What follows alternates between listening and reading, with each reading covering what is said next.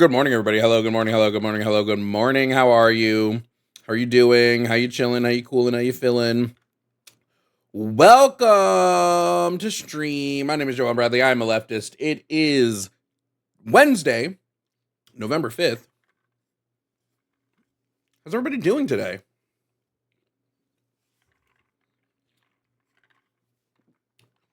Happy day after Mamdani 1, everybody.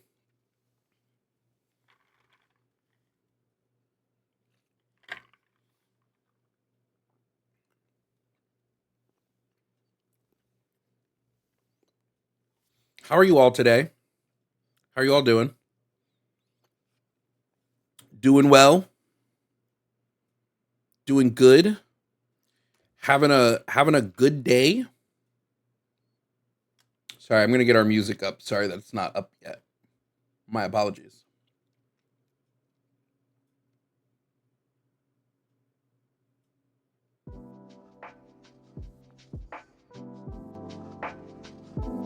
Get our background music playing. Oh, dude, Threads has been so funny. Before we get into it, shout out to Pillow, King Puff, and Mellybun for being the first people in Twitch chat today. Congratulations for securing those prizes. Shout out to Old Cactus Duke. Old Cactus Duke, thank you for resubscribing with your Amazon Prime. You've been subbed for me for 3 months, so thank you for being here for 3 months. No comment, Chick CC, thank you for the raid. I just noticed that. Thank you for the raid. Welcome in. If you're new here, I'm Jovan. I'm a leftist. I do debates. I love arguing with so many MAGA conservatives because they tend to have no arguments whatsoever. Foxy Grandpa, thank you for resubscribing with your Amazon Prime. Crisis is bad. Thank you for resubscribing for 2 months. Thank you so much. If you're here from the raid, consider hitting that refresh button so that your raid view goes towards a natural view. Stick around with us. We're going to be debating people. I am starting up the call-in line right now. Now, for those of you who don't know, I debate mostly every day. I mean, some days I'm not here. November, you're getting a lot of me. I plan on being here a lot in November, unless I get sick again, which is always You are connected as the host. Welcome, host. You are now in the host room and can manage your callers from the call-in studio web interface. Fuzzy Logic, thank you so much for gifting 5 subs to the community. The E-Fanatic, thank you so much for subscribing with your Amazon Prime. Remember, if you have Amazon Prime, you get a free sub once a month. Use it for me! Or don't. I don't give a fuck. Use it for whatever the fuck you want. Can we get a shout out to the raid? How do I do shout outs again?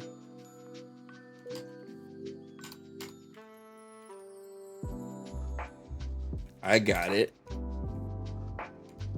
Oh my god, what the fuck is going on with my keyboard? There we go.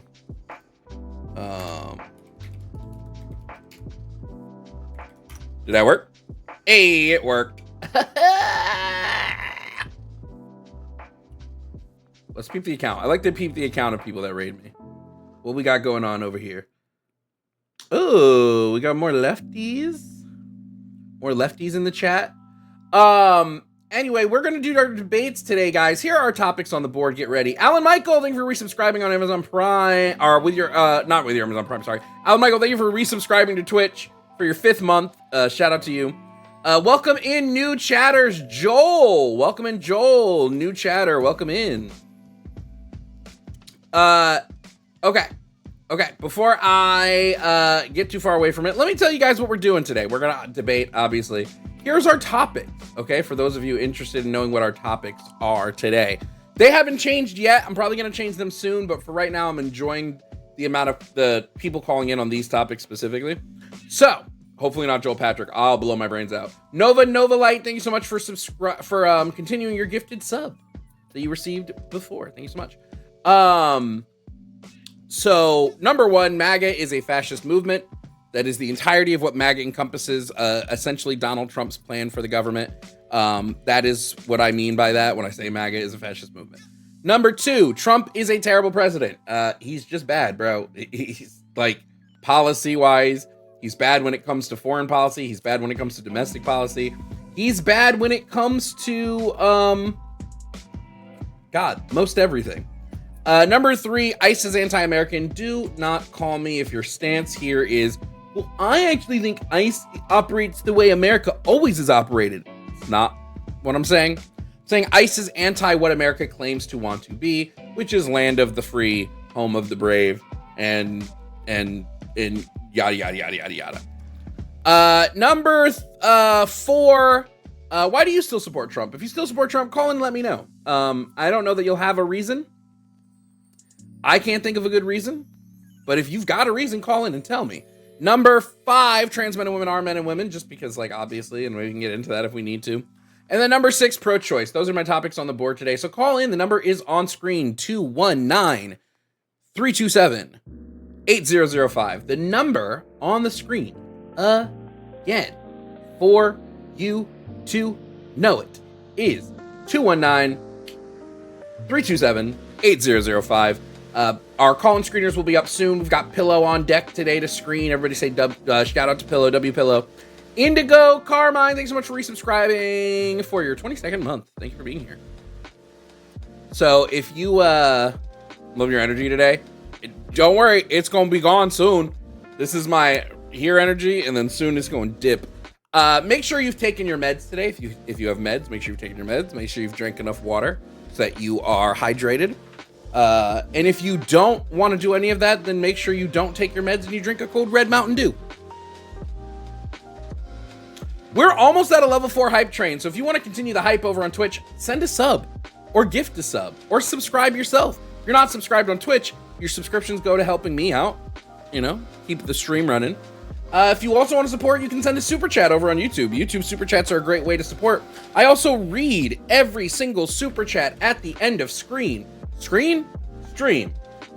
At the end of stream.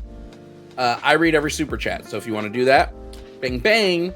If you want to support this stream, you can also send a Cash App or a Venmo to the Cash App and Venmo on screen now. Cash Apps and Venmos do go to helping me keep the stream running. Basically, all the money you send on Cash App and Venmo goes directly into the call-in studio, goes into the call-in line.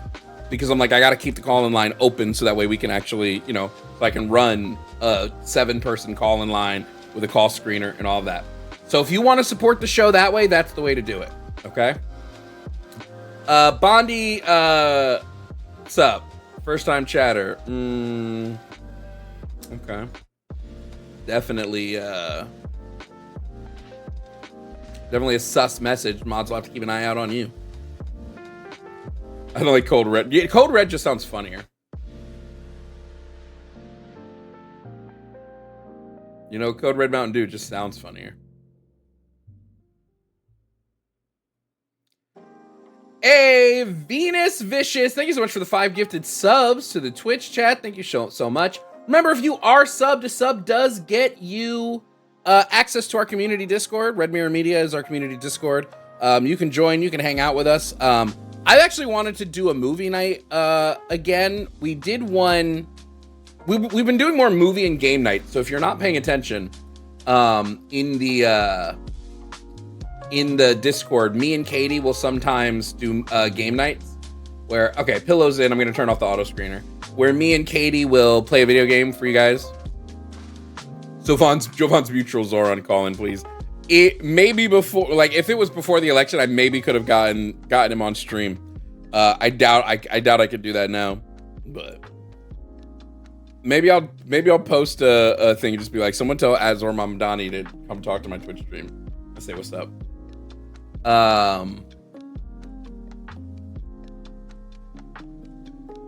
Just a reminder, if you are calling to debate, it needs to be something on the topic board. If you want to call in just to ask questions or talk about something that's not on the topic board, you need to call during office hours, which happens Monday. Right now, the weekly dump is at 5.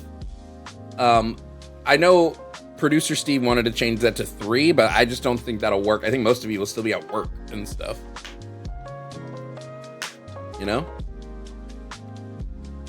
Hey, what we got?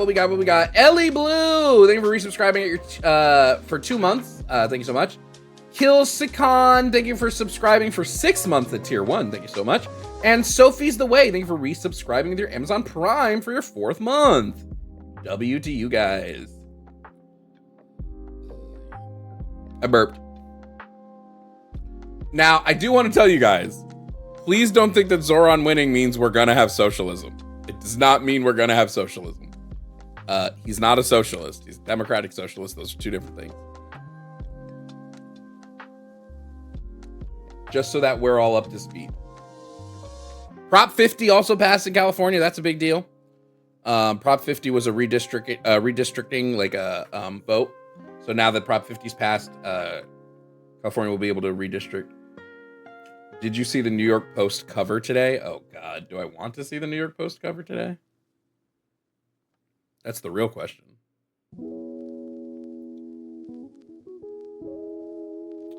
All right, let's take a look.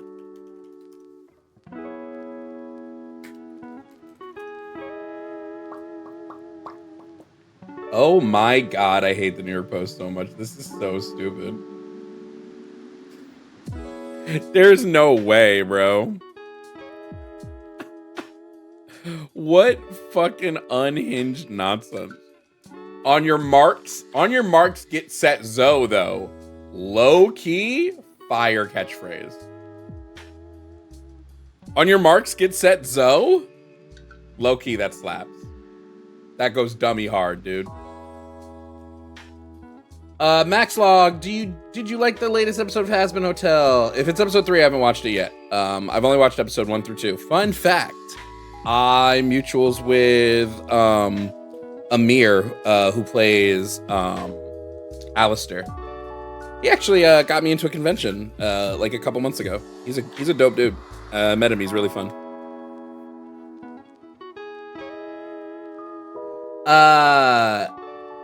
Yeah, it's such a dumb cover. That's so stupid.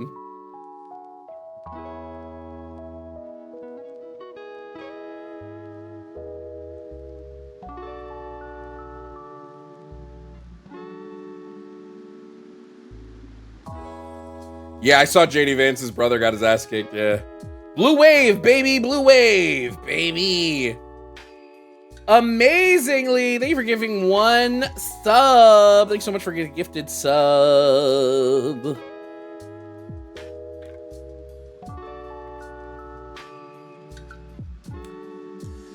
I respect that that the New York Post still makes covers like we're in the 80s. I respect that a lot. I love that. Who owns the New York Post? My mom. I don't know.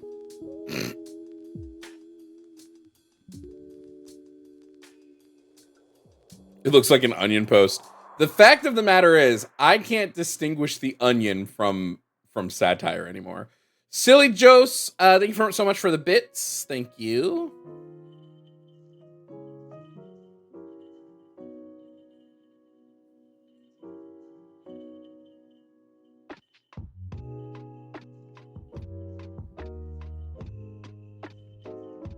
It's a Christmas song.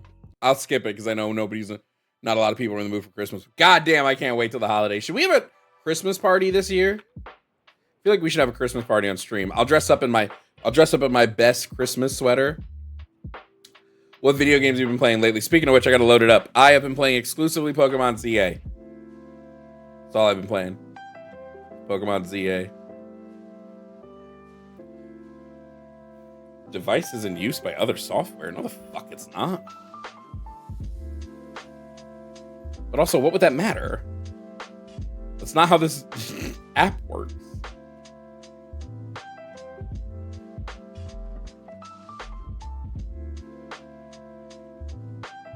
Yo, the Goblin Crow, thank you for subscribing with your Amazon Prime, and Video Game Archaeologist, thank you for resubscribing with Prime.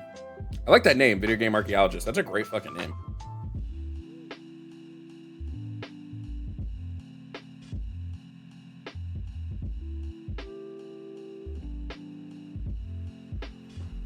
No signal, boy. You better act like it.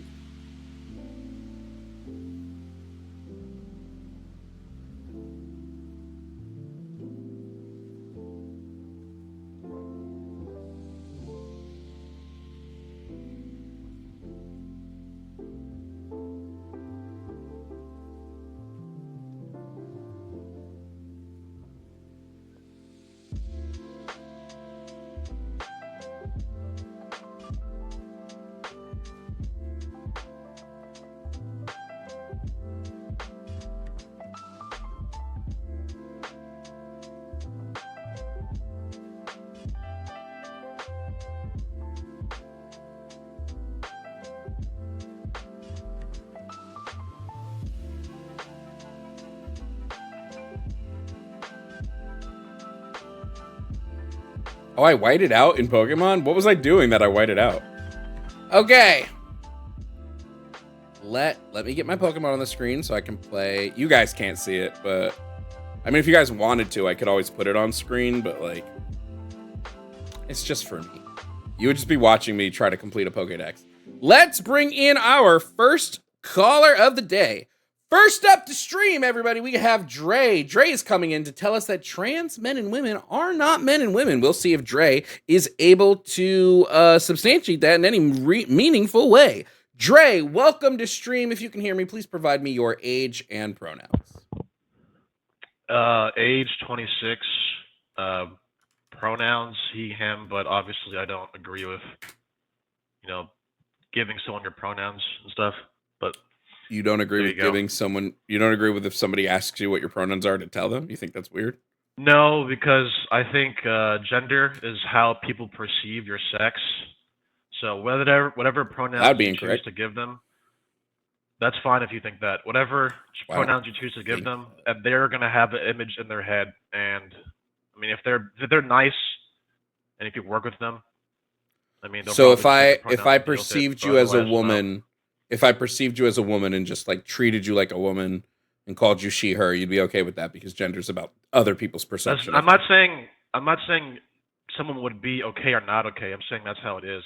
If you did that, I mean, I wouldn't believe you. I think you'd be doing it to win this debate, obviously. But why? You said gender is about how others perceive you. So what if I like legitimately perceived you as a woman? If you legitimately perceived me as a woman, like if you saw me and you heard my voice, I would think something is off with you, that you don't, or maybe you come from like a different country or something. But are you a woman? Like, would you be a woman in that case?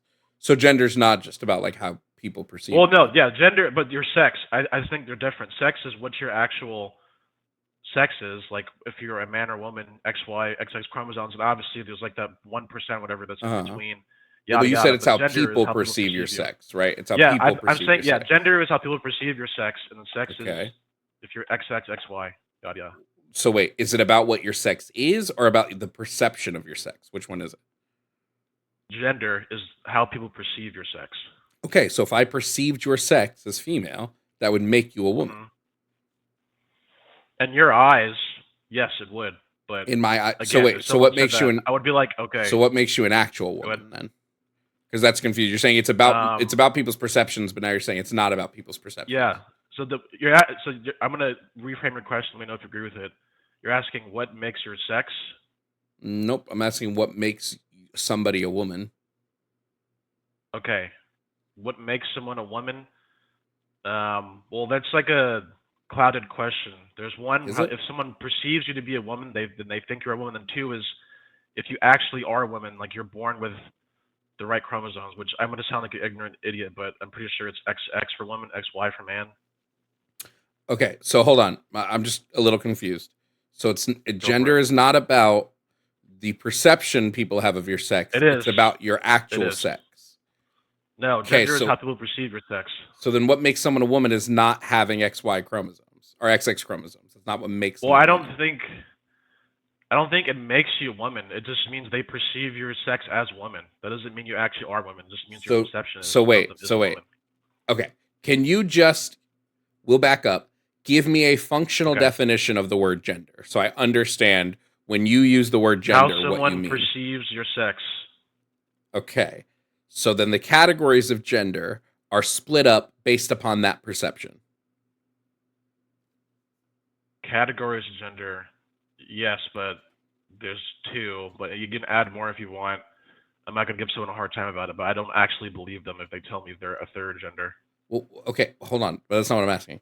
So the categories of gender are split up based upon the way people perceive your sex. So it's not about what your sex actually is. It's about the way society perceives that sex. Yes. That's what feels society determines whether you're a woman or a man, not you personally, and not your sex personally. I think where I'm getting hung up on is sorry, I cut you off. Finish the last part. I apologize.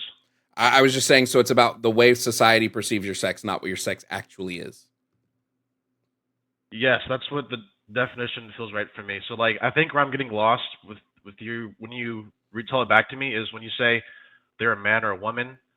Like you're saying, if someone perceives you as a man or woman, then you actually are. I'm not saying that. I'm just saying you think they are. Like your perception isn't actually what reality is. Everyone perceives things differently. Okay, wait. So let me ask you this. Is man and woman, are those categories objective categories in nature?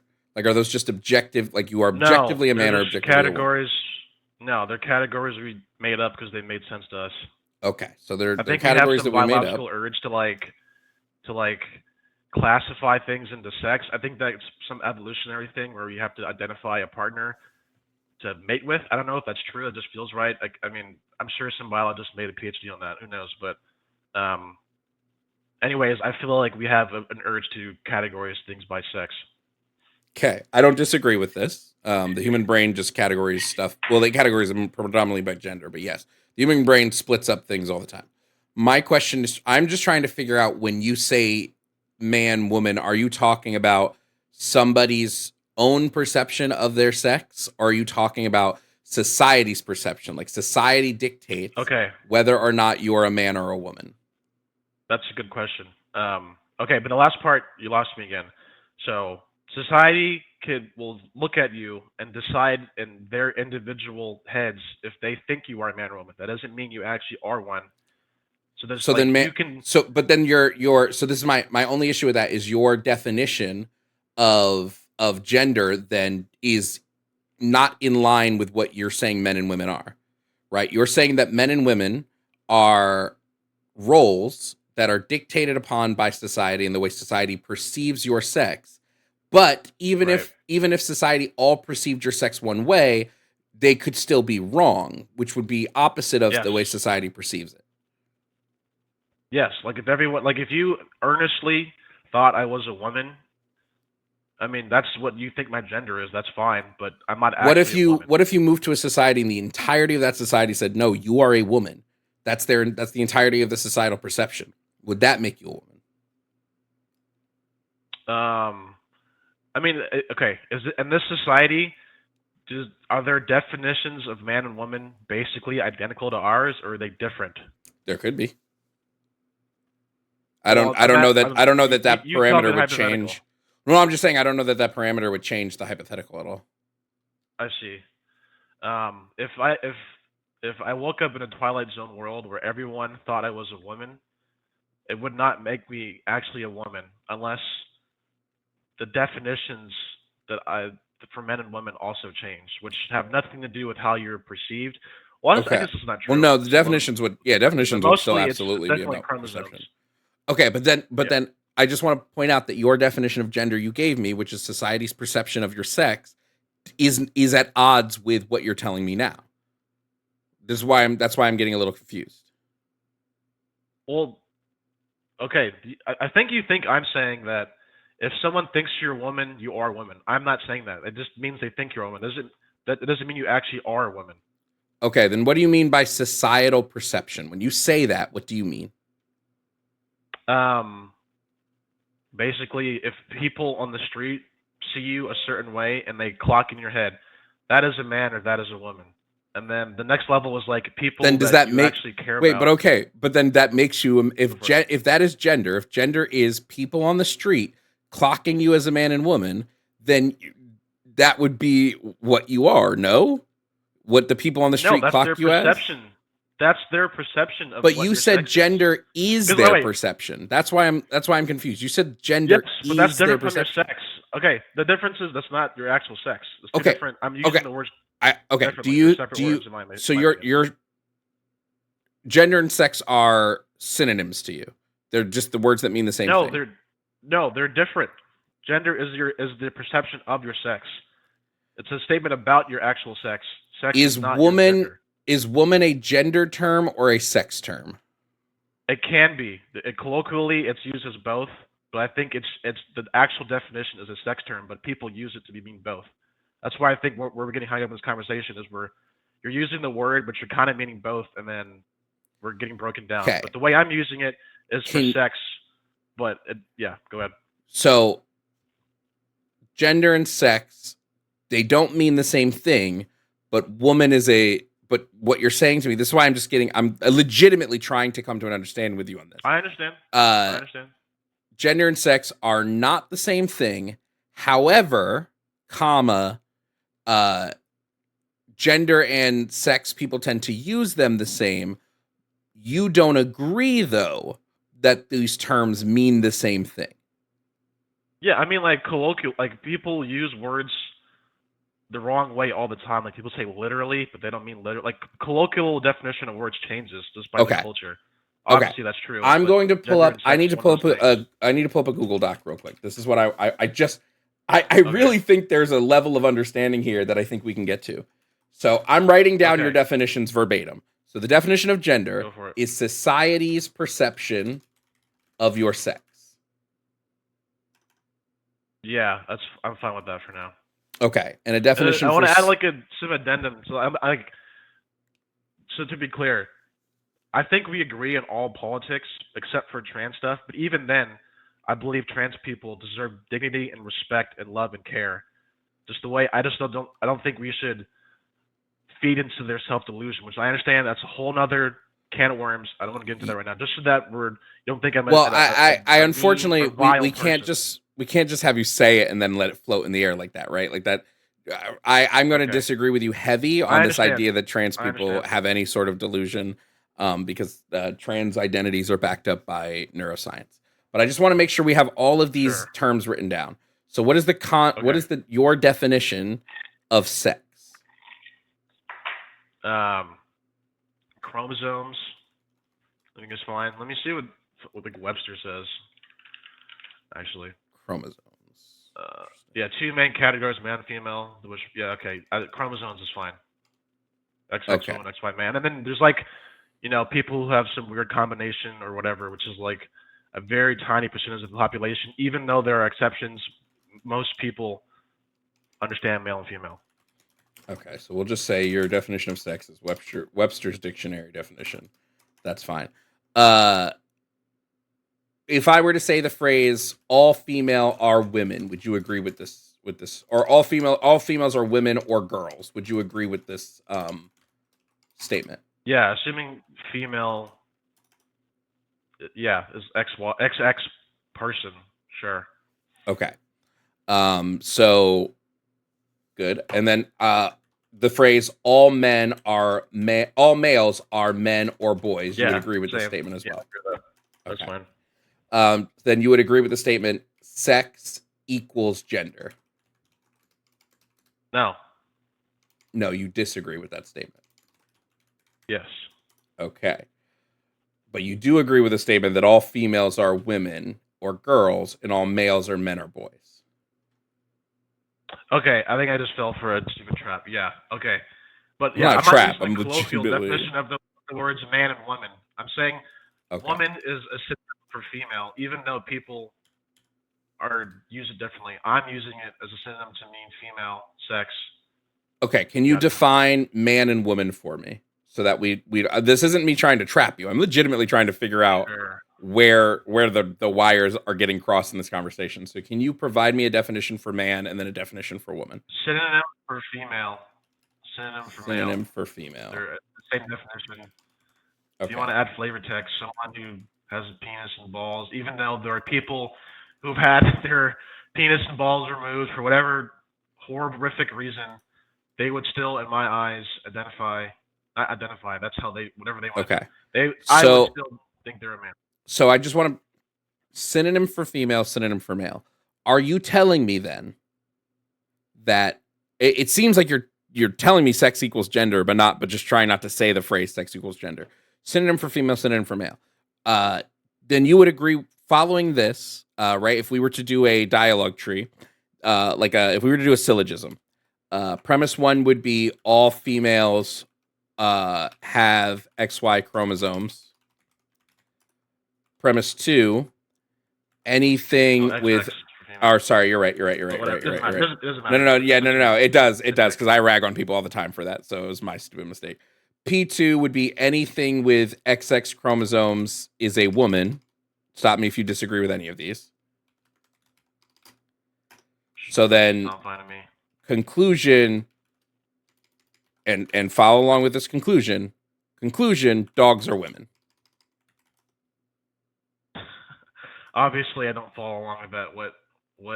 Because Okay, there's female what's dogs, so it can be a woman. Is that what you're saying? okay? Well, yeah, that would your two premises: all Okay, females sorry. have XX Okay, chromosomes. Anything with XX you owned chromosomes is me a woman. live on the debate. You owned me live on the debate. I did not couch my phrase with female human being. Fine. Okay, so I got my then ass owned. Chat owned.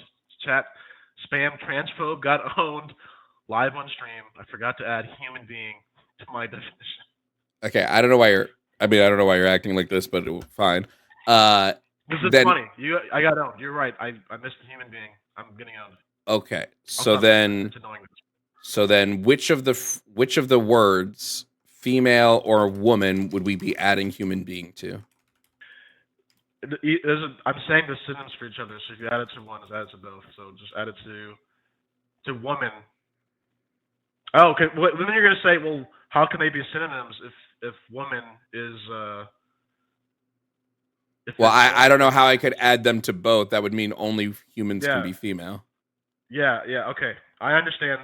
Okay, this is a good way to own me. This is like a good like I don't even know what you call it, logic, like A, B, so B is true, way to own me. The problem is, even if you get me on gotchas like this, I still, if I see a woman, I know, and I feel in my heart it is. I understand that's what you want me to say so that I Yeah. seem insane, I guess, because I feel this way.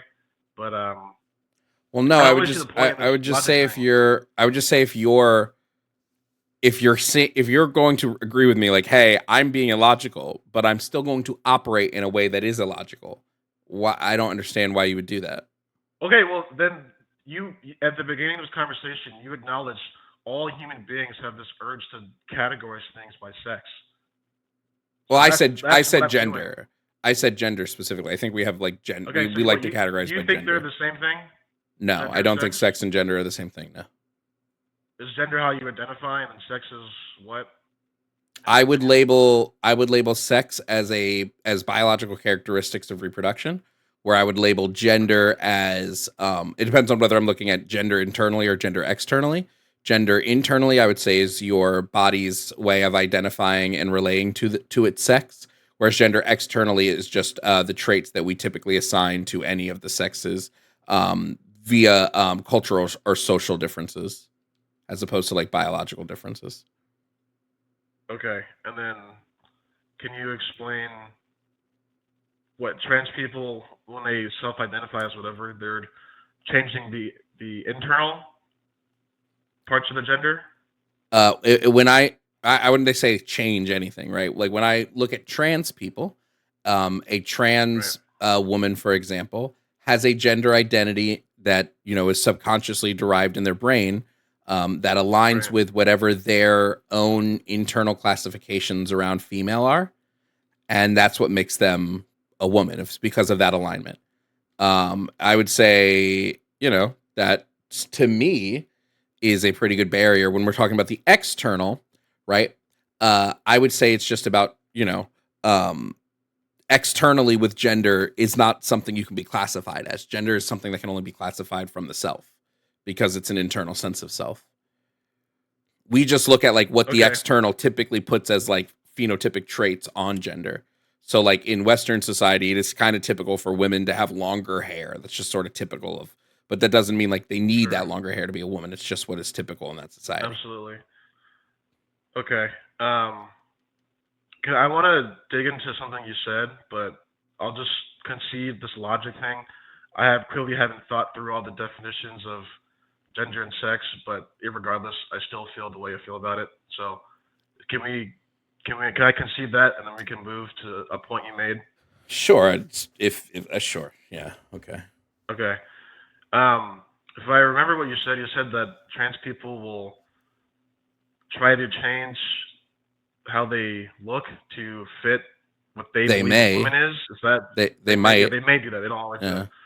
Okay, my problem is that I feel like it reinforces gender stereotypes. The idea that So a trans woman believes this is what a woman is, and where to get that idea? Probably from society, and we all uh, agree society is patriarchal. So wouldn't they be like reinforcing stereotypes about women when they transition. Not all No, of them, because they're obviously. not saying Some of that them do. all women must meet this. They're only saying I need to meet this in order for me to feel more like a woman. They're not saying that all women must meet this. It would be But reinforcing but by stereotypes if doing they said that, no, even just if like it's it for just doesn't. for themselves, Wait. No, it's just like it still doesn't reinforce stereotypes if somebody goes, I want to be a stay-at-home mom. That's not reinforcing traditional stereotypes, right? The reinforcement comes from trying to make everybody align with this thing. And that's not what trans people are doing. I see what you're saying, but I think by doing it, you're making a statement to society that you think it's right for you, but also you just think it's right. I understand you can couch it with, well, I don't think everyone wants to do this, but inevitably, people look at you and are influenced by you, your friends, your kids, your family who you Yes, talk to, but this and you're going you under have to the admit that it. you're going under the Go assumption for that it. they're saying everybody should do this. They're not. Like it would be a completely different thing if they were going, "Hey, I think in order to be a woman you must have uh you absolutely must have long hair, right?" But they're just saying, "Hey, when I have long hair, it makes me feel more like a woman." Just like a woman who shaves her legs because she feels more in her femininity with shaved legs isn't making some claim that every woman must shave their legs, right? They're just I saying that I do this to feel more like if we're just saying anything you do within a stereotype reinforces that stereotype, that's just I think that's fairly incoherent because that would mean like when I listen to rap music, I'm enforcing a stereotype that black people like rap. No, it's just music I like. I'm not saying that you have to okay, do these things. That's where the enforcement would come in. okay. I think whenever an individual does something, they are reinforcing that thing because the society is a collection of people reinforcing what they think is right. However, I don't think the individual has the responsibility to explain what they like to people.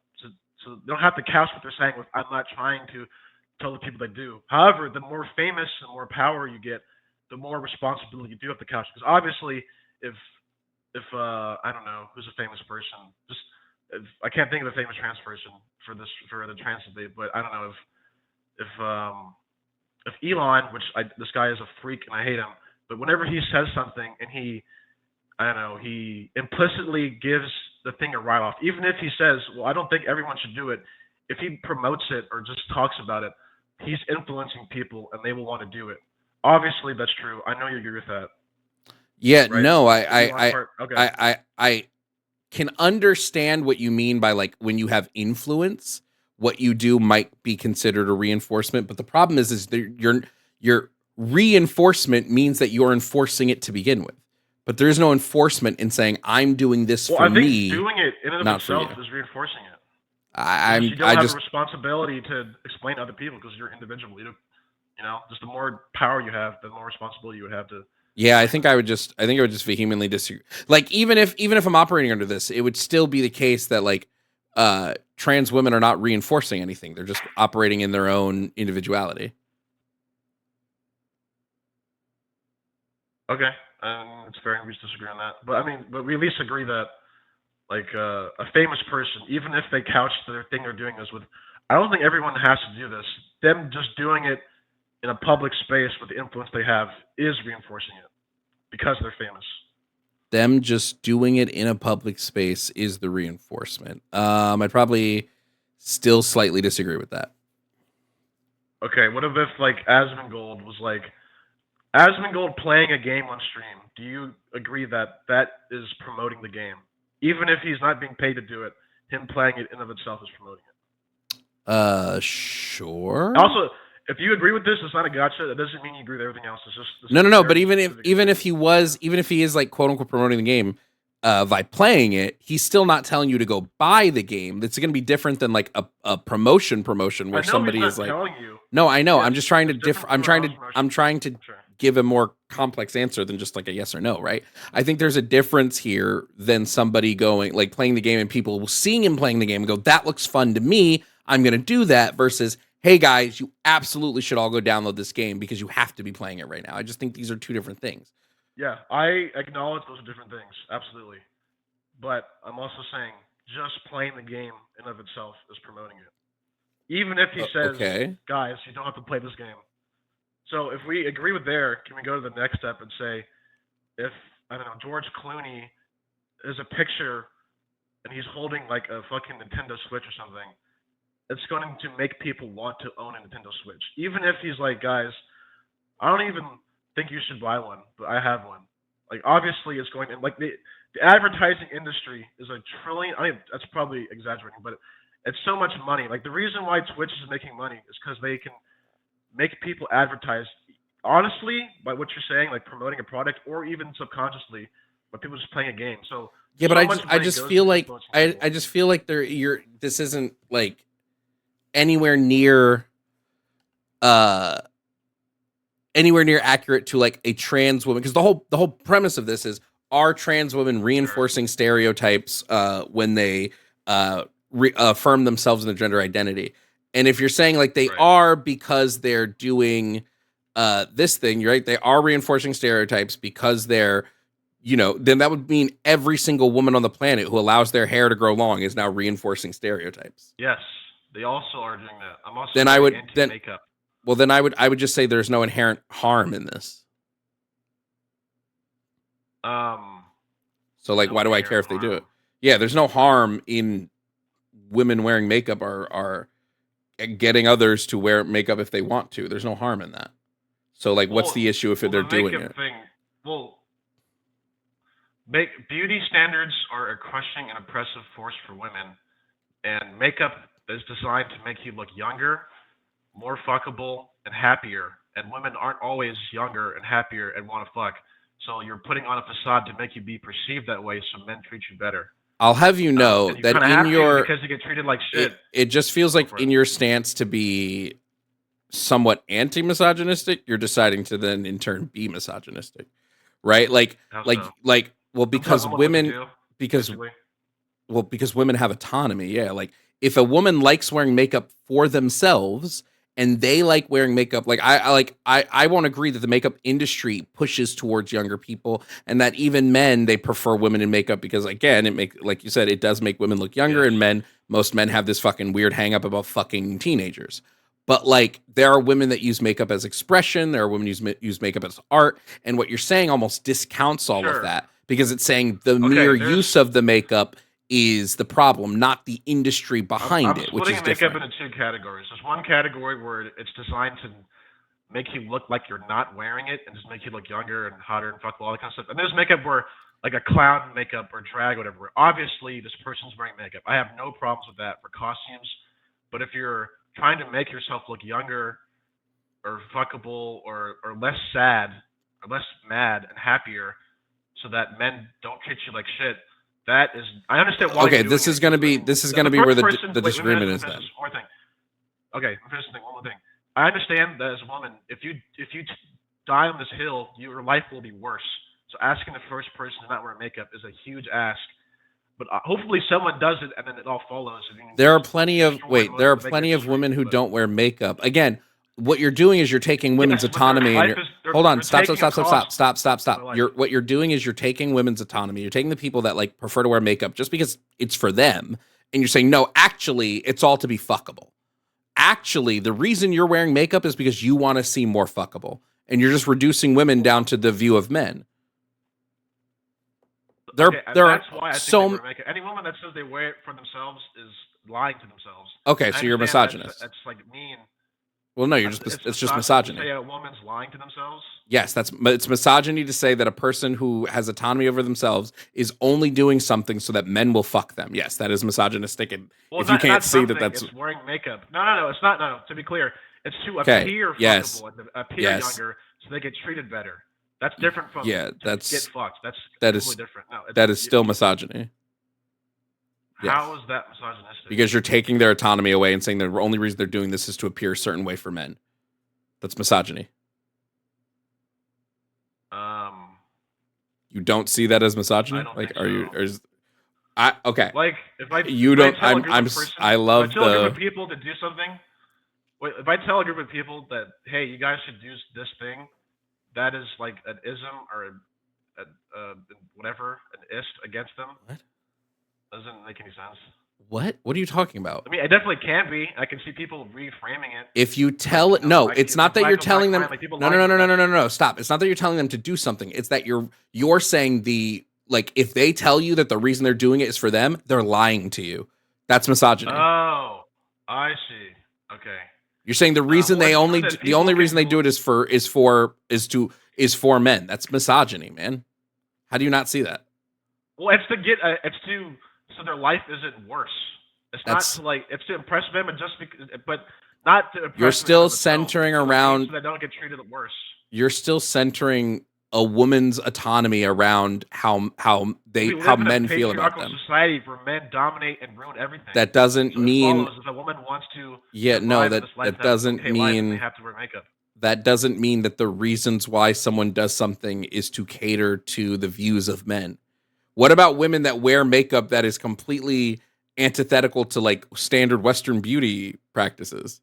Are they also doing it because they Well, want I mean, like what? if the makeup is obviously makeup, like some kind of costume or drag, then I wouldn't think so. But if the makeup makes you look Wait, less what? tired, like if you're wearing a clown face, like I have no problems with that.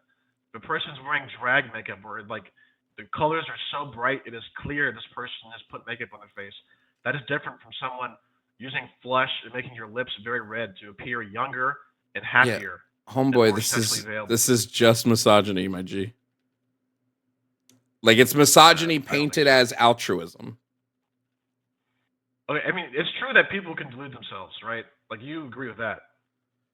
Can people delude themselves? People can have Yes. You can never delusions. What? like.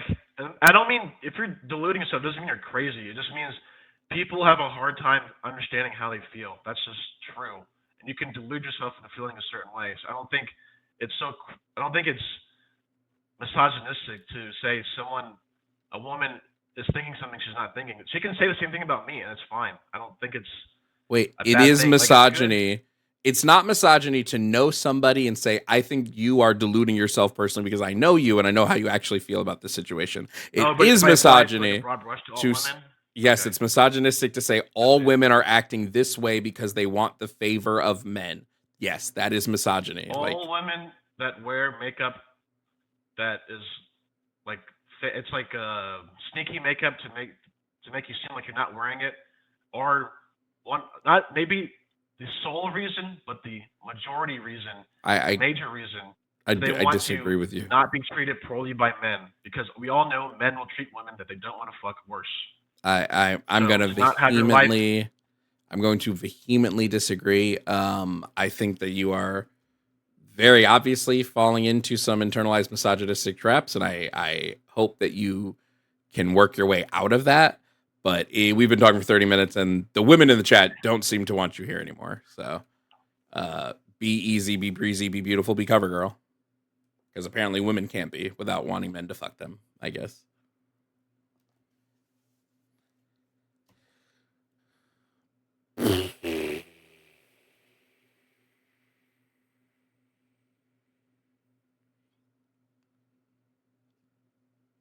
Want to talk about not understanding the way women think. Jesus Christ. I don't paint myself as the most fucking feminist person on the planet, right? Obviously, we all have internalized misogyny. I'm no fucking exception to this rule.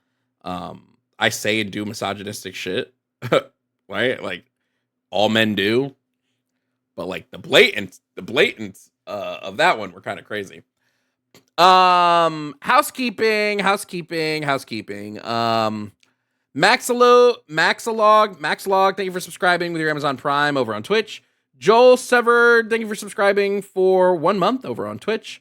Fire 13, thank you for resubscribing for your 8th month. And Blaine the Pain, thank you for giving 5 subs to the community over on Twitch. Shout out to the super chatters on YouTube. I will read all those super chats at the end of stream, except for Steve's, because Steve can fucking suck my ass. Thanks for the $5, Steve. I'm gonna keep it and never read your message.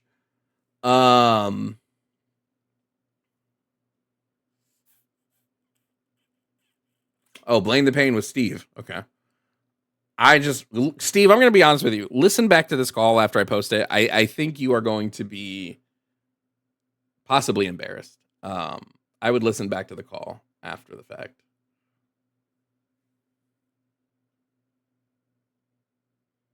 And chat, I'm going to tell you, chat's about to go hard on you, Steve. You shouldn't have admitted who you were. Chat is about to go ham on you. I can tell them not to, but they will probably ignore me. Dre, not Steve. No, Steve said he was Dre. Blame the pain. Oh, am I high? What am I talking about? Oh, yeah. I meant Dre, not Steve. I was confused. I was confusing Steve for someone I don't like. My bad.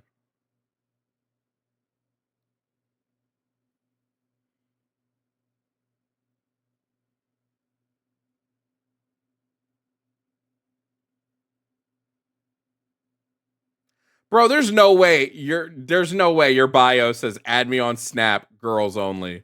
Okay, yeah, no, that just told me all I needed to know. No shot.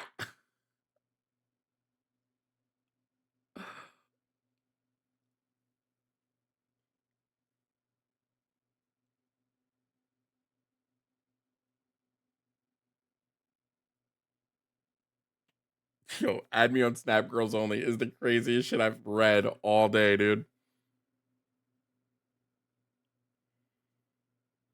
Anyway, if you guys want to support the stream, please consider tipping. We are that call-in screener is taking up a lot of cashola, so consider helping out so that way we can keep the call lines running. We're gonna bring in our next caller. Next up to the show is Frank. Now, Frank is pro-ICE and thinks that ICE is pro-American, so we're gonna bring Frank up and see if Frank can substantiate that. Frank, welcome to the stream. If you can hear me, please provide me your age and pronouns.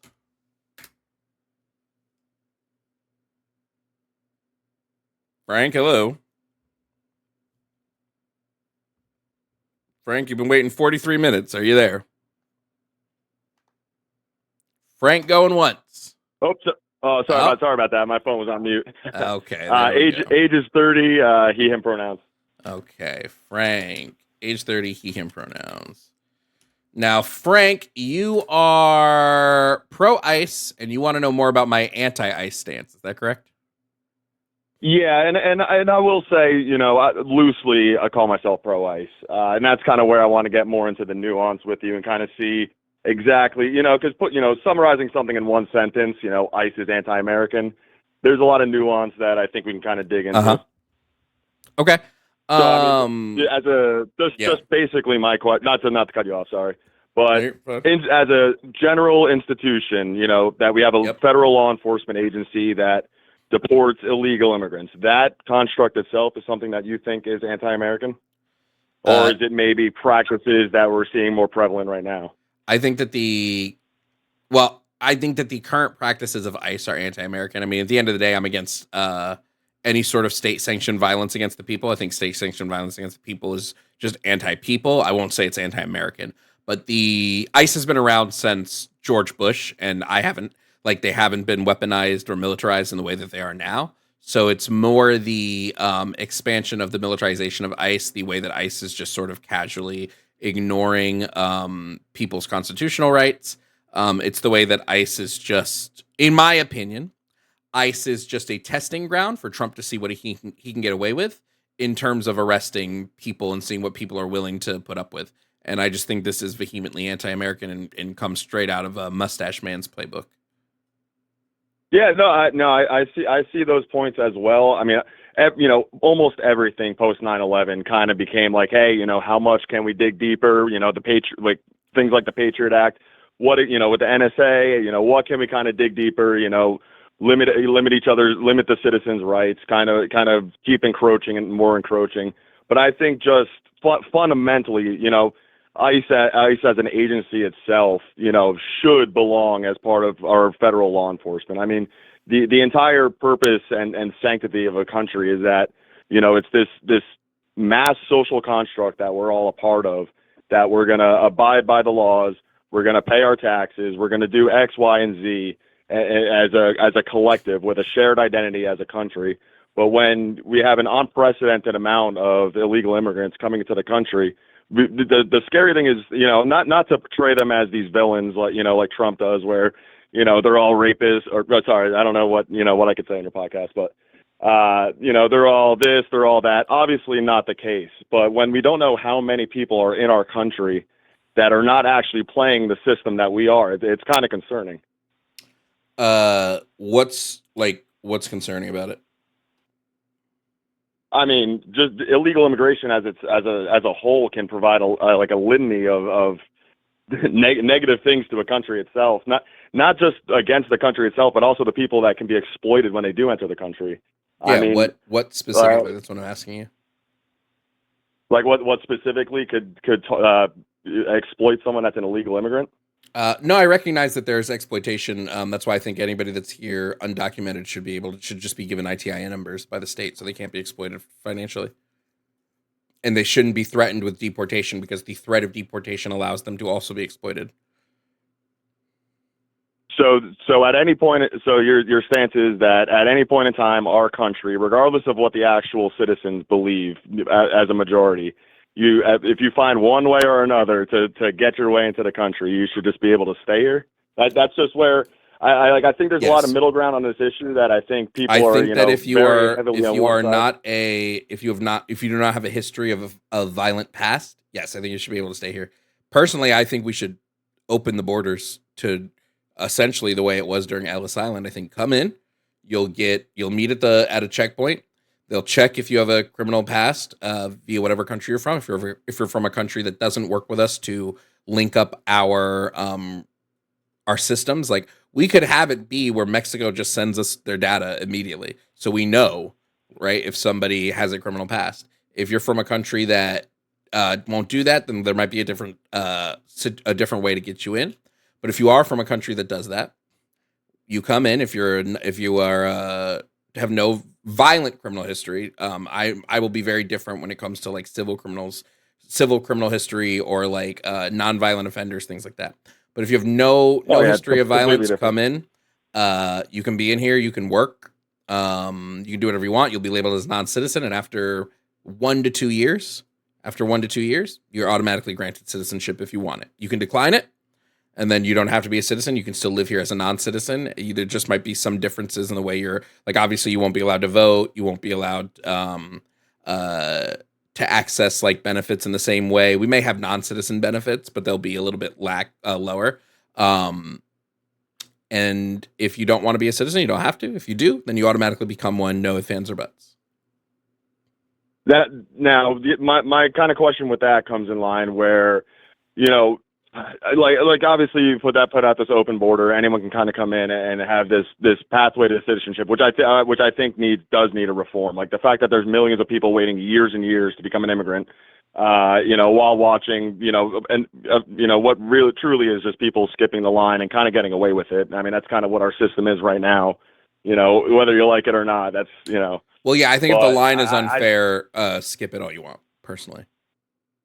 Yeah, and that's where I have a big dilemma myself too, because if I can picture myself being in the shoes of someone from any country that's worth fleeing from, Guatemala as an example. That's a big prevalent country where people go through the channels to illegally immigrate. I feel like personally, if I was from that country, I would do anything I can to leave there, find refuge in the United States, one way or another. The issue is we have almost an incentivization where we do have that. They do have that luxury of being able to, 1 foot in the door, 1 foot out on our social contract that we have as a country, and that's the main issue. But I don't think deporting people that have already done this process of living in this country illegally, flooding in massive amounts of there needs to be some law and order that's established in terms of illegal immigration and the crimes that come along with it. I don't think that there's when I'm looking at the crime rates, they're not massively expanding while immigration has been rising, right? In fact, the crime rates in the U.S. for violent crime at least have been steadily declining since the 90s, with a pretty big spike during 2008 and during COVID. I'm not saying they're expanding. I'm not saying crime rates are expanding or that the majority of illegal immigrants are criminals. What I'm saying is that's a channel in which a massive drug influx in our country is occurring through. Yeah, but I think the best way to handle drugs is to ruin supply chains by getting people off of addiction, not by like telling people they can't come into the country, right? I mean, how much has that worked since the 80s? You know, it hasn't really been a thing we've tried. What we've been trying is hard on crime and hard on drug politics. Those vehemently don't work. I mean, both Republicans and Democrats have admitted that the war on drugs was a failure. Oh yeah, and its execution, absolutely it was.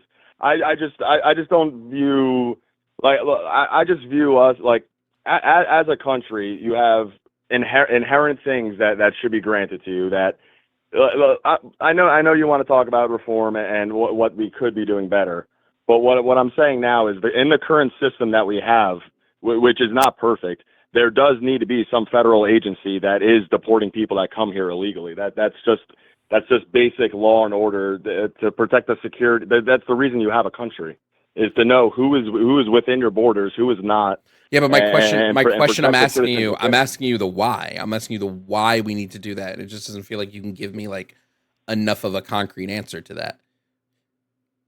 Like why don't we move to right now? The way we have it set up is the way we have it set up. I recognize what is. I'm saying what ought be. Why ought we do it this way? Well, it comes to a certain point too, where you begin to wonder how much immigration is enough in a country of 350 million with crumbling infrastructure. But we're nowhere near post scarcity. So until we reach that scarcity number, what do you mean? How much is enough? We are in consistent need of laborers. There's 7.8 million unoccupied jobs, or is it 7.2? There's like 7.2 or 7.8 million untaken jobs right now that we need to fill, and Americans don't want those jobs because we're not applying for them. So we have a bunch of jobs we need to fill. So why not bring in a workforce that's willing to do those jobs? Yeah, I mean, you could say there's millions of jobs that are needed when there's these mega corporations that are, truthfully, to maintain the infrastructure of our country. We're pretty well set on jobs being filled. And the argument of Americans don't want to do this job, Americans don't want to do that job. I just believe that to be a farce. Americans did do those jobs. The thing is, wait. What do you mean it's a farce? Those jobs are sitting empty right now. What do you? So, all right. What jobs in particular are you referring to? Like manual labor? There are 7 point. Again, I'll pull up the exact number, but it's like 7. I'll just stop saying the point. There's 7 million unoccupied jobs at the moment. And the response to that is not just identifying what actual jobs these are, then the necessity for them to be filled. The answer is to just keep bringing millions of more people into the country. It doesn't seem like the right answer. It just seems like if Americans aren't applying for these jobs and they don't want these jobs, and there's a group of workers who do want these jobs and are willing to work them, especially if we can make it so that their work is not under the table low pay work, like we get them ITIN numbers, why not let them do the jobs? I'm talking specifically about the main point that I really do want to get at is the fact that a lot of jobs currently are not being filled because they are being filled by illegal immigrants that are able to work for a fifth, a tenth of the wage. It's not competitive. You know, grown men today don't want to be laborers. They don't want to be manual workers. They don't want to build railroads. These are jobs that you used to be able to have a 4-bedroom house and raise a family on. Okay, but a bunch of these jobs are service and labor jobs. Healthcare and social assistance has the highest rate. Then professional and business services. Then accommodation and food services, retail, trade, manufacturing, transportation, construction. These are those jobs. So if we don't want them, why not have someone do them and pay them fairly to do them who's willing to do them? Because they have the opportunity to pay people fairly for this now, and they are not. I'll give an anecdotal example. People don't want to bust their ass when they're not getting compensated for it. And the reason why they're not getting compensated for it is because, you know, these guys that run, like, let's use like a day-to-day example of like a lawn service company. All that really occurs there is some guy in his late 20s to early 30s decides he wants to buy a couple of trucks and some lawnmowers. He goes to Home Depot, pays some guys, you know, whatever wage they get, their day rate, and that's how he makes a living. These are not jobs that Americans are competitive in doing because they're not actually able to raise a family. They're competing against people that are willing to accept exploitative trade practices as a result of this. That's a main reason why you're seeing one of the largest sectors of jobs that are not being taken are elder care jobs.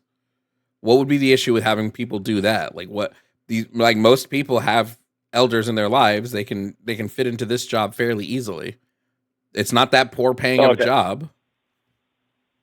So the solution, what the thing is, what you're also kind of doing is just looking at lapses in our employment and then assuming that an immigrant that would have otherwise came here illegally would just be a good fit for that job. Like, is the answer? Why wouldn't they? Like, well, you're providing solutions to a problem that we have that I think is not exactly correlated. I don't think that what our country should be doing if we have a lapse in our employment and elder care is influx a bunch of immigrants from other countries to go take care of those. Why? Sectors. No, I'm saying I'm asking you, what would be the issue with them taking those jobs? Or do you think they're like an immigrant, somebody from Mexico wouldn't be able to care for like an elderly person? Because considering the way that most Mexican families tend to be Catholic and they place a really big aspect on caring for their elderly, I'd say they probably might be fairly good at this type of job. Oh, no, I agree with that. Yes, no, fully agree with that. There are aspects in which we can bring immigrants into the country and they can take jobs that are not being filled by Americans. What I'm getting at is the principle and fact that I think that just puts a Band-Aid on the problem that we have as a country, where we have these major industries that are lacking, and the answer is to just keep importing people from all across the world to come in and essentially, instead of outsourcing like we do with most tech industries, we're insourcing from across the world instead of handling problems on our own. That does seem like an issue to me. When is the boiling point enough? Like, is it a country of 500 million? For clarity, I live in New Jersey, which is like one of the most densely populated states in the country. We are very influxed with just people as a whole, and I think what kind of tends to happen is when citizens in this country kind of say, I think we might have enough people in this country. It kind of has this racist connotation associated with it. And my response to that is, if I could just clone 1 million of me and just add them to this country or to this state specifically, I think that would be too much. I think 10.5 million people in this state would be ridiculous. I wouldn't make a wait, stop. I wouldn't make an absolute about that statement without knowing what the tipping point is on scarcity and infrastructure. And so far, it seems like there hasn't been a single major US city that is anywhere near the tipping point of scarcity and infrastructure. So we should just keep tipping to that point right there until we see what's enough. I don't know. We say don't come in because we are afraid we might hit that point eventually. Is this like I think the issue is that we're very quick to just make decisions on something that could occur, see if it goes bad, and say, oh well, that kind of sucked. Maybe we shouldn't have imported these 50 million immigrants to fill these jobs, whatever it may be. Like, we're kind of detracting away from the whole ICE argument, which is really what I want. I'm not too spun up on employment rates and scarcity rates. No, but the whole argument was that you think that ICE is needed. So we're having a conversation about, is ICE needed? And I don't think ICE is needed. Like, I don't think that ICE, especially in its current incarnation, is needed at all. Well, so all right, to get back on point, and I could concede that there are definitely employment venues where, I mean, we see it in tech all the time where we have the H-1B visas, everyone coming from India to go replace the people that get laid off at Microsoft, for example, which I think that's an issue as well. I don't know. I think we're kind of beating around the point that we have right now, which is we do at this time have about low numbers, I think, are about 10 million illegal immigrants living in the country. I think there does need to be a federal law enforcement agency to provide law and order and deport the people that have been in this country breaking federal laws. That is an issue. But the people that are getting deported aren't the lawbreakers. What did they do to get into this country? Okay, so you're just saying anybody that breaks the smallest federal law should be removed. I think anyone that enters a country illegally and resides in that country illegally should be removed from that country. Yes. What is removing them accomplish? Like, what's the end goal? Just getting them out? What does that do? Does that stop other people from coming in? Oh, I'll be honest. I do appreciate what you do with this show, and I do like how you give people an opportunity to talk. But I don't know if we're going to get to any middle ground on here. Well, because you're not saying anything, bro. What do you mean? I'm asking you specifically. I'm asking you, what is just removing them accomplished? Is removing them going to stop the amount who come over here? No, it's not, because we've been doing mass deportation since fucking Bush, and we still see those numbers rise. Is just blanketly removing them going to lower crime rates? No. Is blanketly removing them going to fix the economy? No, it's going to make it functionally worse. Like, they make up a big portion of our GDP that we're going to lose. Like, all that you're doing is removing them with no foresight of what it's going to do to other sectors of the country. Whereas the thing that will help, if you really want to make it so that people stop coming here, maybe we should work on making it so the countries they're coming from aren't destabilized or poor or suffering, and then they won't have a need to come over here. And I agree with that as well. We need to work, instead of worrying about what's going on across other countries and their wars. I think we should focus on stabilizing other nations, attack the root cause. But you're kind of circling around the fact that, to use your same logic train, if someone stabs a woman on a train and you send him to jail, using your same logic, what does getting rid of him do? Is he going to stab someone else on a train? No, he might. Wait, stop.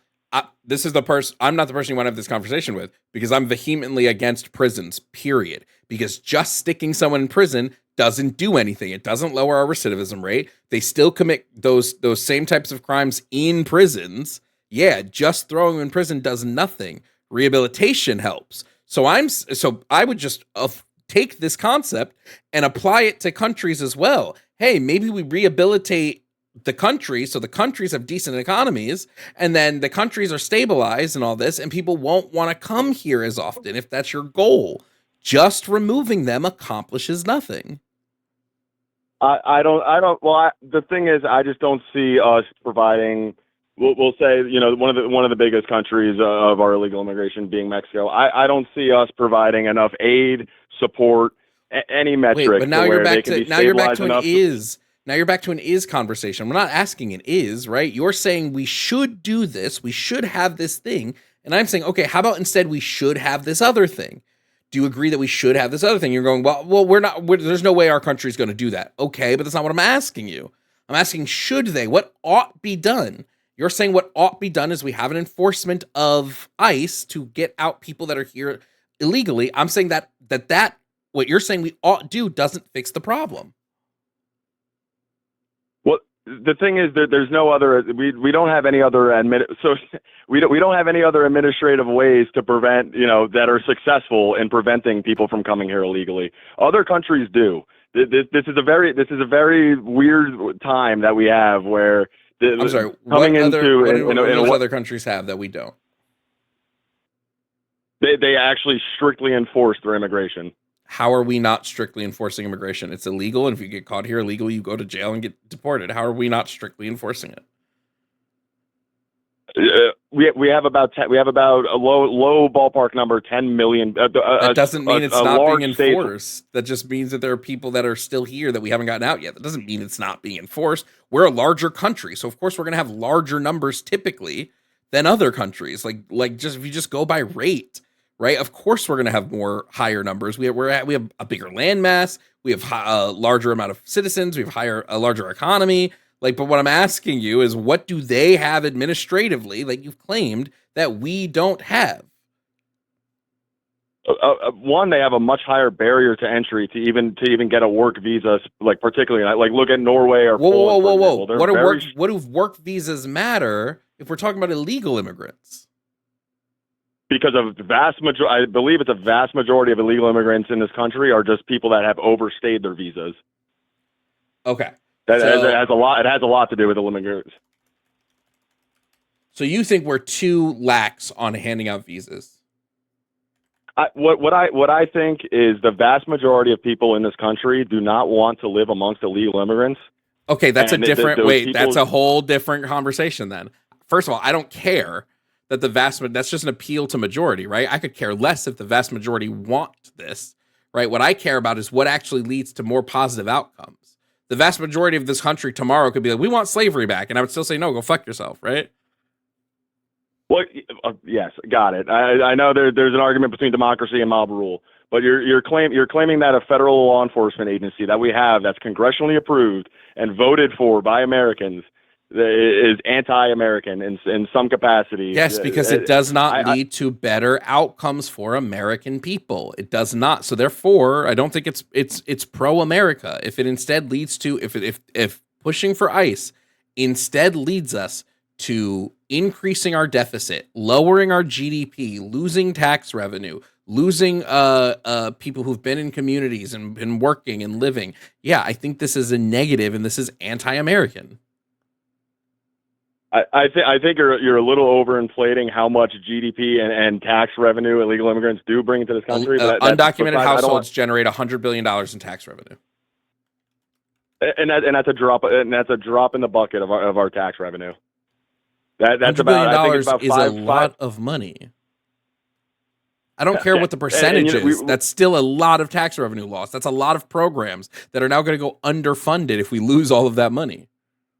And we'll write a check for that to send it to Ukraine in 1 week, and no one bats an eye. That it's what again. What?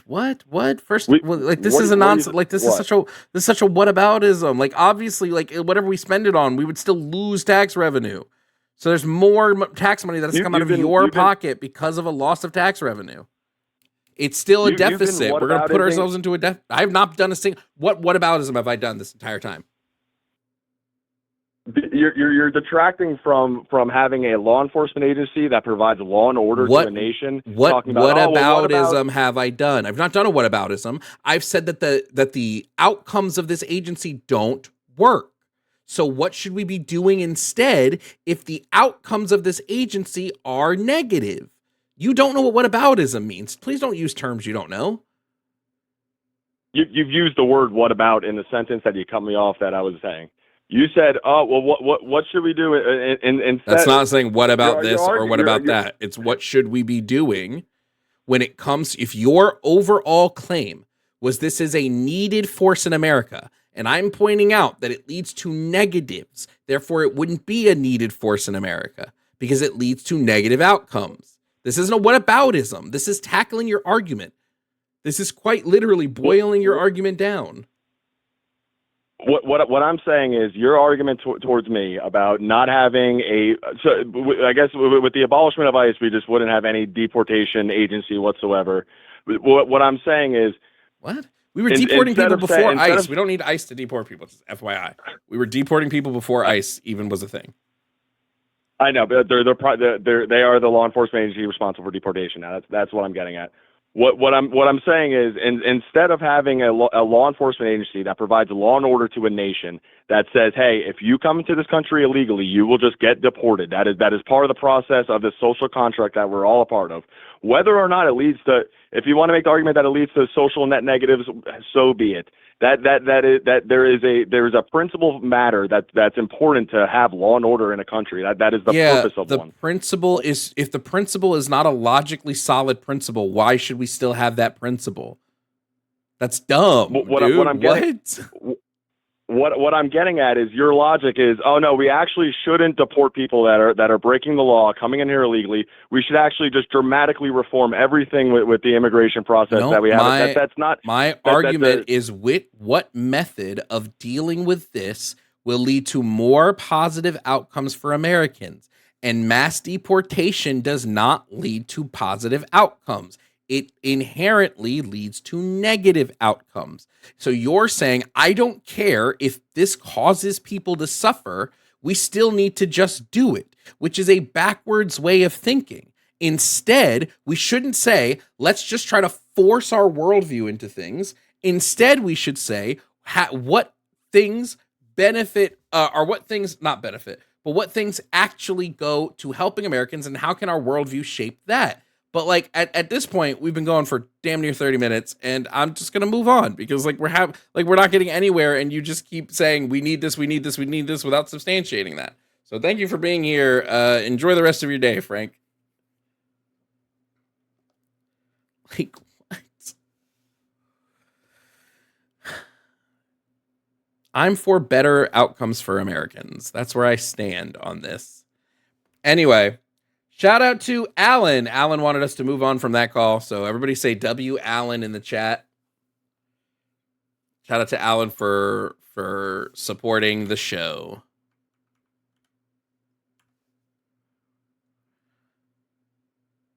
It's just so annoying to me that like that's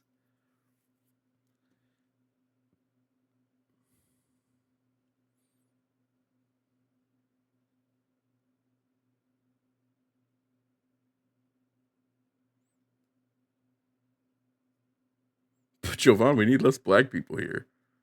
I need more, actually.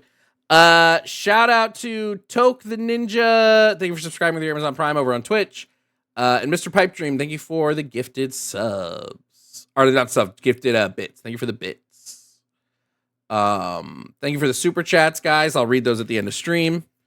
Let's go on. The call line is still open, so if you want to debate, call in. We have a couple of callers on the line still. We're going to get to the next caller. So if you want to debate, call in. Next up on the show, we have Jacob. Jacob is calling because Jacob is a Trump supporter. We're going to find out what Jacob actually thinks here. Jacob, if you can hear me, please provide me with your age and pronouns. Age 38, pronouns he, him. Okay, 38 and he, him. Jacob, now you said you are a Trump supporter. Could you tell me why, Jacob? Well, I'm mainly a one-issue voter. And what's the issue? The reason I currently still support Trump is because I want to advance the science on trans youth healthcare. And last time we spoke, I got to speak for about a total of 90 seconds, and you got to speak for about 40 minutes. So I figured it'd be oh my really god, nice it's this Jacob. It's this Jacob. Sorry, I'm gonna mute you, Jacob. The fuck are we doing here, guys? Jacob, the last time we talked, it was revealed that you don't listen to me. You don't listen to Jimmy. You don't listen to our stances. You present studies that don't affirm any of the shit you're saying.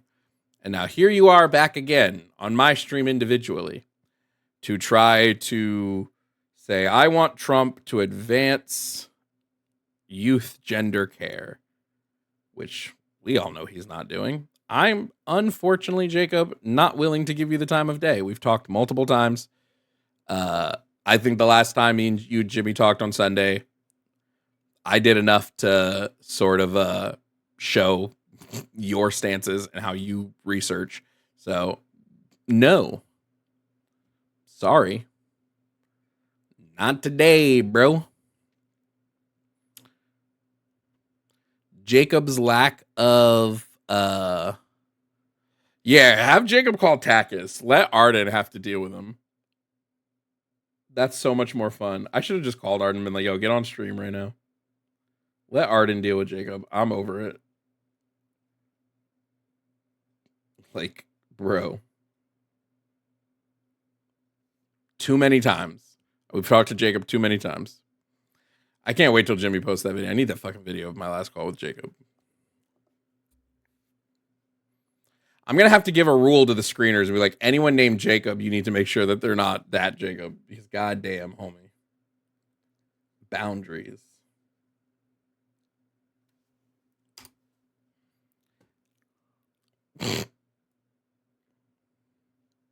You ready to drop them, fucker? Yes, I've talked to Jacob a fucking time and time and time again. I'm not doing it anymore. We've had multiple conversations. Jacob is unable to fucking... Jacob couldn't even... Jacob called to tell me and Jimmy that his stance was better than ours without knowing what our stance was. Why the fuck would I talk to somebody that intellectually dishonest? It's Demon Nick said, Jovan's a fascist and we'll let people talk without overtalking them. Here you go. Now you're in timeout for 24 hours. Suck my ass. Now who's the real fascist? Each buy and shut the fuck up.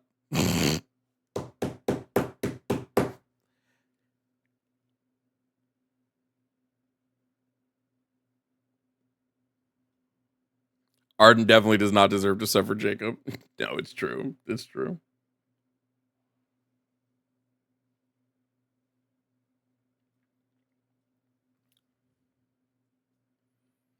Bro, he literally brought up the Sweden study last time, dude.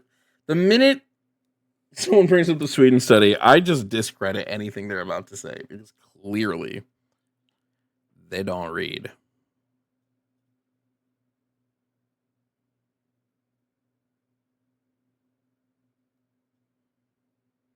Oh, I just realized Nightbot is giving a wrong thing. Has that been doing that whole time?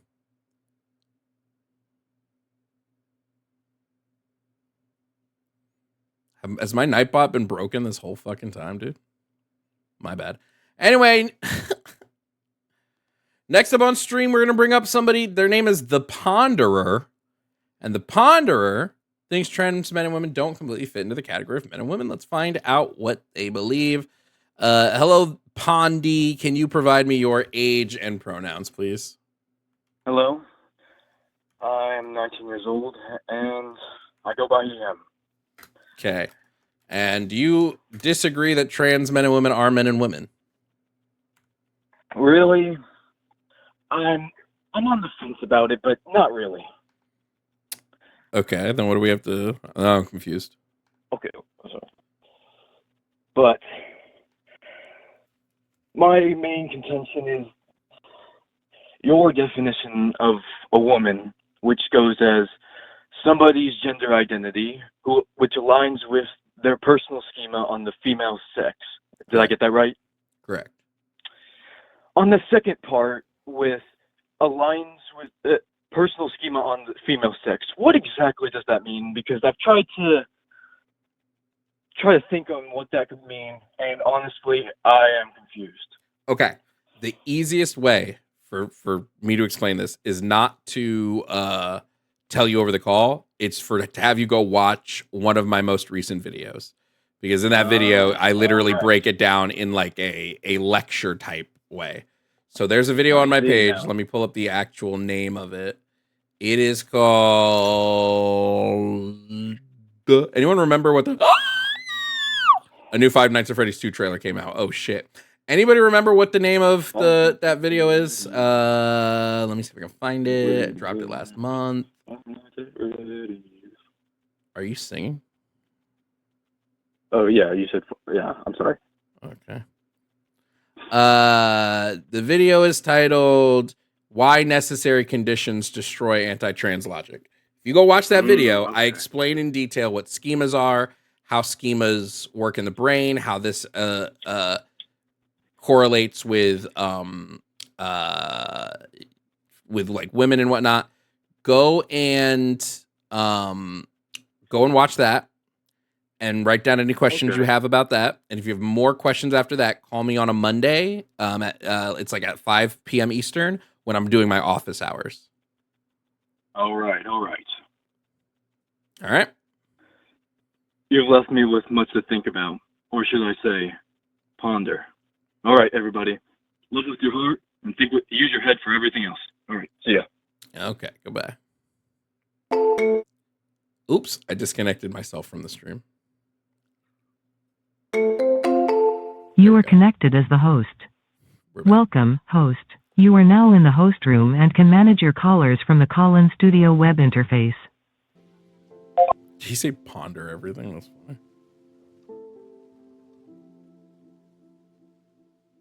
It's nice having a video I can like point to and go, just watch this. Watch this. I explain everything in that video. It just makes life a bit easier. I'm almost done with my living decks. Holy shit, dude. I like that you actually can catch every Pokemon in this game. Even it looks like the ones that need to be evolved, you can actually just catch them.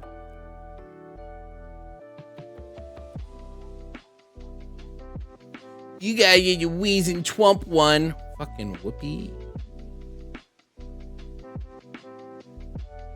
Pillow, what?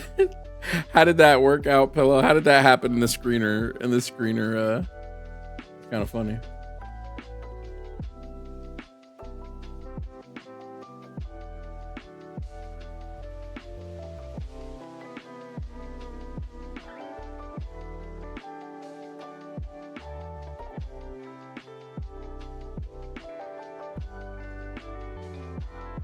Oh yeah, we should just ban Jacob's number from calling in. God, that would make life so much fucking easier for me.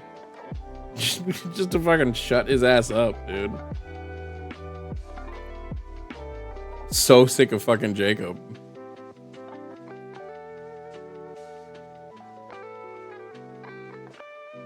Once my mom gets home, I'm probably gonna leave stream. So I'm gonna go get my hair cut, and then I gotta go to the store and buy a bunch of shit for the house. Hopefully I'll be moving by the end of this month, so I can move to a place with better internet so I can stream at night. I'm looking at like 3 places. The problem is because of my mom and grandmother, I have to get like a much bigger place because they live in my spare bedroom. So I have to get like a 4-bedroom, preferably a 5-bedroom if I can fucking muster it, which isn't too bad in Florida, rent wise, but like fucking hey, man, find a place that meets all the criteria that you want to move to is annoying. But I've been saving up money so that I can try to get out of here sooner. My lease is up in this place in January. So once that lease be uppy up, we gonna be move. You know? Call line is still open if you disagree. Nobody's calling in. It looks like we just got a bunch of scared little MAGA babies. MAGA babies, they're pussy. They're really, really terrified. Do you guys know the phrase, like the word pussy doesn't mean a vagina? Or that's not, at least that's not the origins of that word. I was shocked. I didn't know it was based on a literal word. It's based on the word pusillanimous. And that word means cowardly or timid.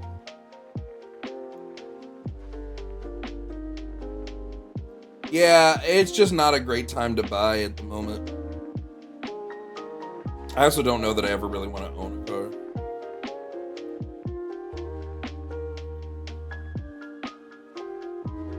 Yeah, I mean, I understand why people don't like the word. I get it. I think it's a fun word to say, but I get it. Oh, sub shoutouts. Yeah. Hold on, let me go back. LeJohn Brames, thank you for subscribing to Amazon Prime.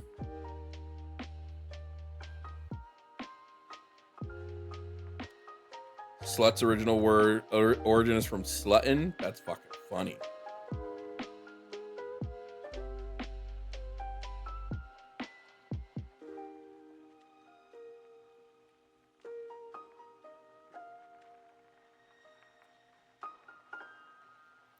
Can't support ZA. You enjoy it if it's Nintendo. Listen, I don't fucking knock people for the shit they enjoy for the most part. Like we're living under like a terrible fucking bout of like end stage capitalism. Like whatever makes you feel good, right? Like you should probably allow people to like things. There's literally nothing you can support that doesn't fall back. Like you supporting me by watching me is actually terrible because I'm paid by fucking Amazon. In fact, you using almost any app ever has its ties in Amazon. So I just think it's me personally. I'm more in favor of there's no ethical consumption in capitalism. So like let's not like there's one thing if it's like you're supporting one specific person who did all that, but like Nintendo's a company and it hires millions of fucking people, right? And those millions of people need to not be out of jobs. Same with Disney. Like Disney is one of the largest employers. Like is so.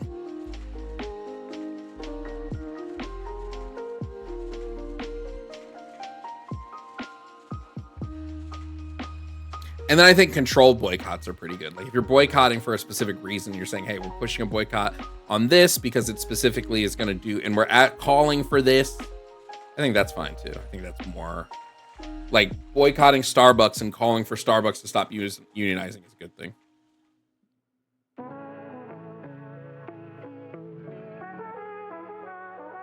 I don't buy Harry Potter shit because Harry Potter fucking sucks. I didn't buy Harry Potter shit before all the JK controversy.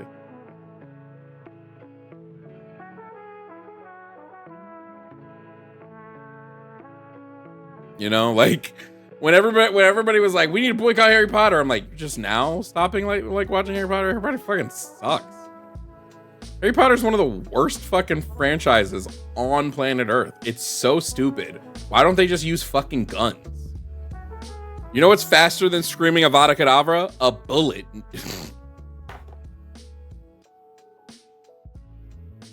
A goddamn bullet.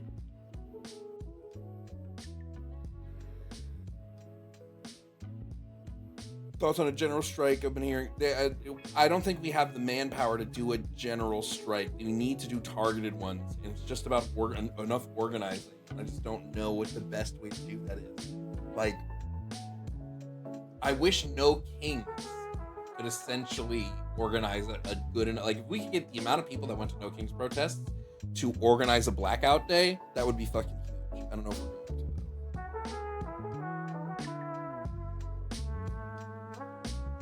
Also, why doesn't Hogs wear the math and science teachers? No, dead ass!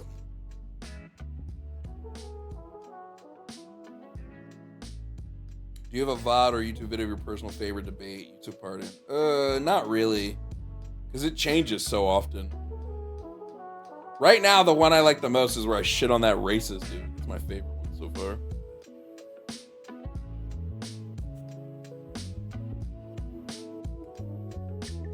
Alright. Oh, this thing was going that whole time. Whoops. We're going to bring up next caller. Next up to the stream, we have Steven. And Steven does not think trans men and women are men and women. So we're going to bring Steven up to find out what he thinks. Steven, if you can hear me, please provide your age and your pronouns. Hey, my name's Steven. I'm 23. My pronouns are she, him. Okay. Now, Steven, you don't think trans men and women are men and women. Why is that? Because I don't even know what they are. You don't know what a trans woman is? Could you help me out with that real quick? So what would a trans woman be? Trans woman would be a woman whose gender identity does not typically align with her sex assigned at birth. So is there like anything going on, or why would they be considered trans if they're born like male sex? And they're considered trans because their gender identity does not align with the sex prescribed at birth. That's why. Okay, so what would like gender be then? Gender is a list of social and cultural traits prescribed to any of the two sexes. What's typical in any given society? So it's like different everywhere? Yeah, it would be different. That's why some societies have different gender categories than just like man and woman. Mm-hmm. Okay. So like if someone's born, okay, so you would say someone's born genderless usually? Would I say someone's born genderless? Yeah, I'd say gender is not inherently something you're born with, but you are predisposed to specific gender identities based on like a litany of like brain things, and then whatever the society around you operates under. But you're predisposed to gender stuff. But I wouldn't say gender is like something you're inherently born with. But there's no way to really know one way or another because we can't test for that without it being like extremely unethical. Mm-hmm. Okay, so if let's just say somebody born male identifies with the woman gender, and then he identifies with the man gender again, is he untrans or is he double trans? Is he double trans? It's kind of fucking funny. Is he untrans? If somebody identifies as a woman but then realizes later, like, hey, this isn't actually my identity. I think I was a man the whole time. Then I would just say they're when they were identifying as a woman, they weren't like they didn't have all the knowledge they needed of themselves to really make that decision until later, right? They're not like transing again because they're going back to their gender assigned or sex assigned at birth. So it's not like they're like double trans. They're just detransitioning. Right, no, but even if like they're a healthy adult, so let's just say they at like 18 they thought they're a woman, and then they spoke with therapists, they like confirmed it till they're like 40, and then at 40 they just switch back, or would it take a long time to officially like switch back? What are you asking? If they switched back? Like, I'm confused about what you're asking. So if someone's been a woman for 30 years, it's just once they make the switch in their head that they switch back, or would it take like some time to officially like detransition? it would take some time to detransition medically if that's what they want to do, but like their detransition as in like them re-identifying with their gender that aligns with their sex would be like an instantaneous thing. Mm-hmm. Okay, but also, I'm assuming physically isn't important though to your statement, right? I mean, yeah, I don't care what you're doing physically. I mean, So there are whether some they people who take any hormones or detransition. surgeries or nothing. There's some people who detransition but still keep their physical transition because they just like prefer the way they look, but their gender identity just isn't that anymore. Right. Okay, so is there any functioning definition on a woman or no? The definition that I use for woman that I believe is one of the more functional definitions is an adult human whose gender identity aligns with their personal schema on the female sex. Shout out, Katie.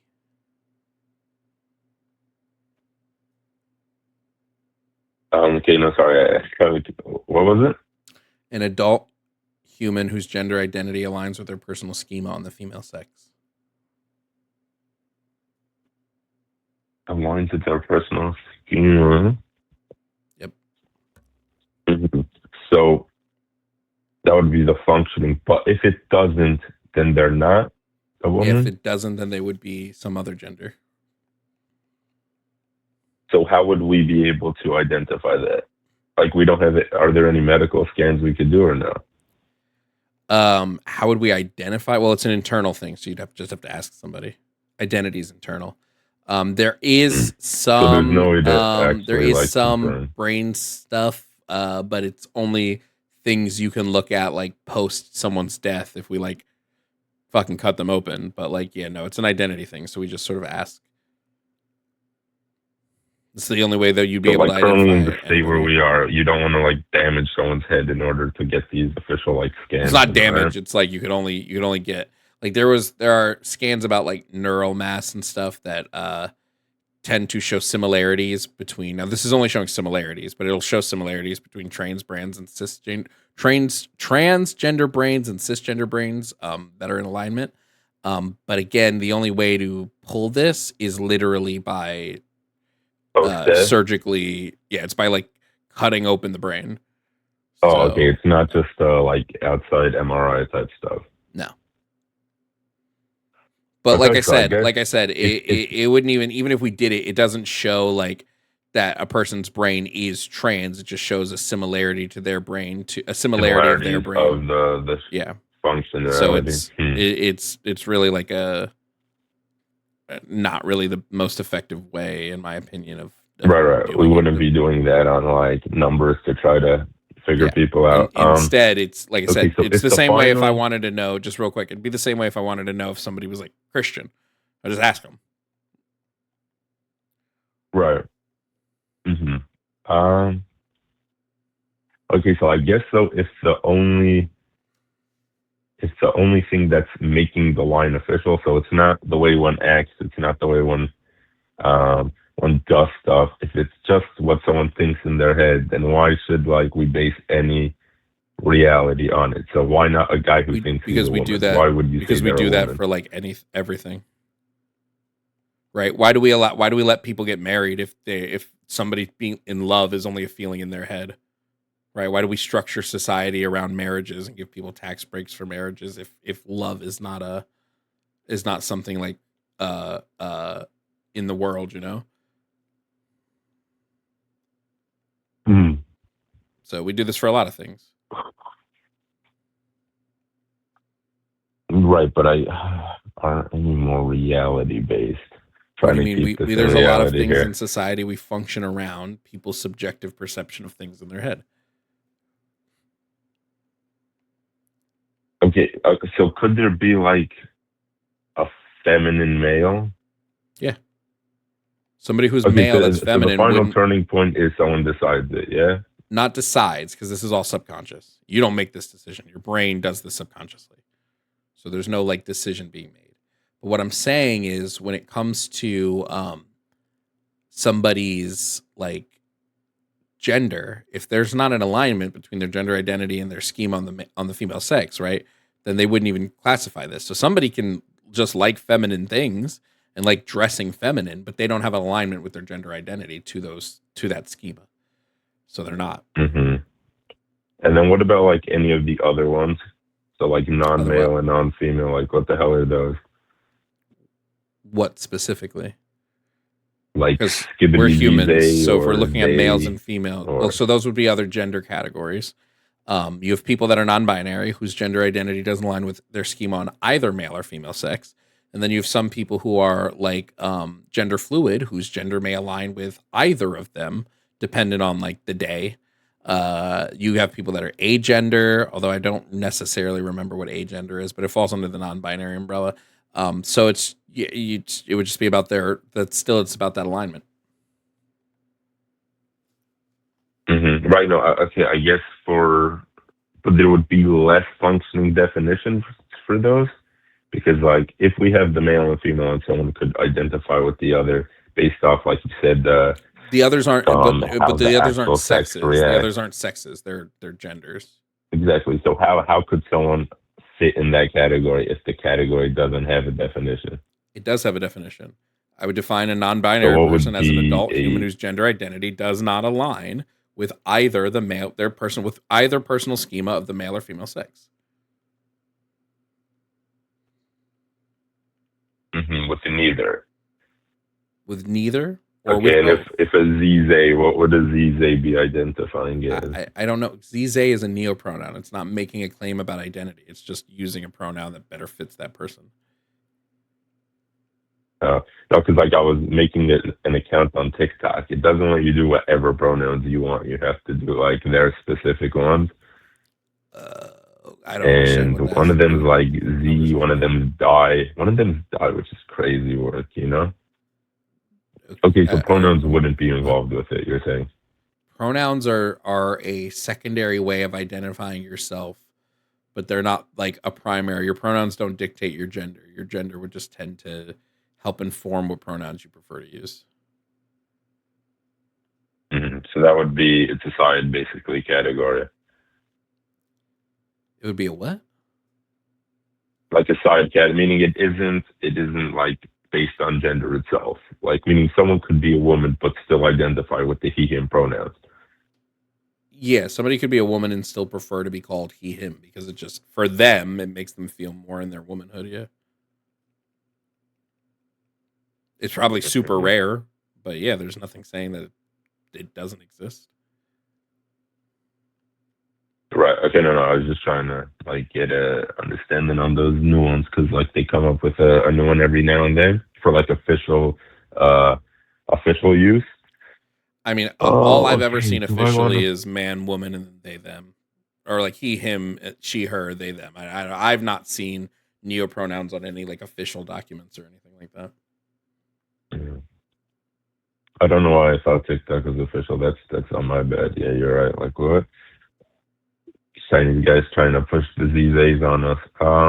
Okay, do I want to bring it to the if it's an illness category or should I end now? What would you say? Well, I mean, you can bring it to the it's an illness category if you like being incorrect, but okay, so let's try to do that. Okay, so unfortunately, people who identify whether they do the surgery or not have a very high like self-harm rate and kind of harm what's to the other cause? rate. What's the cause of that? We've done multiple studies on the cause of this. What would the cause be? The cell violence. Okay, so what I would say is another category of people who have such a high self-harm rate are schizophrenics, which are people who, once again, the only thing different is there's something going on in the head. Wait. So we confirm gender is 1,000%. I asked you what is right? the cause? What's the cause? Right? If you're going to tell me that these people have a high blank rate and this like a high rate of suicidality or depression or anxiety, and this is to lead you to it believing that it's an illness, my question just goes back to what is the cause of the high suicidality, the high anxiety? Like what causes those things?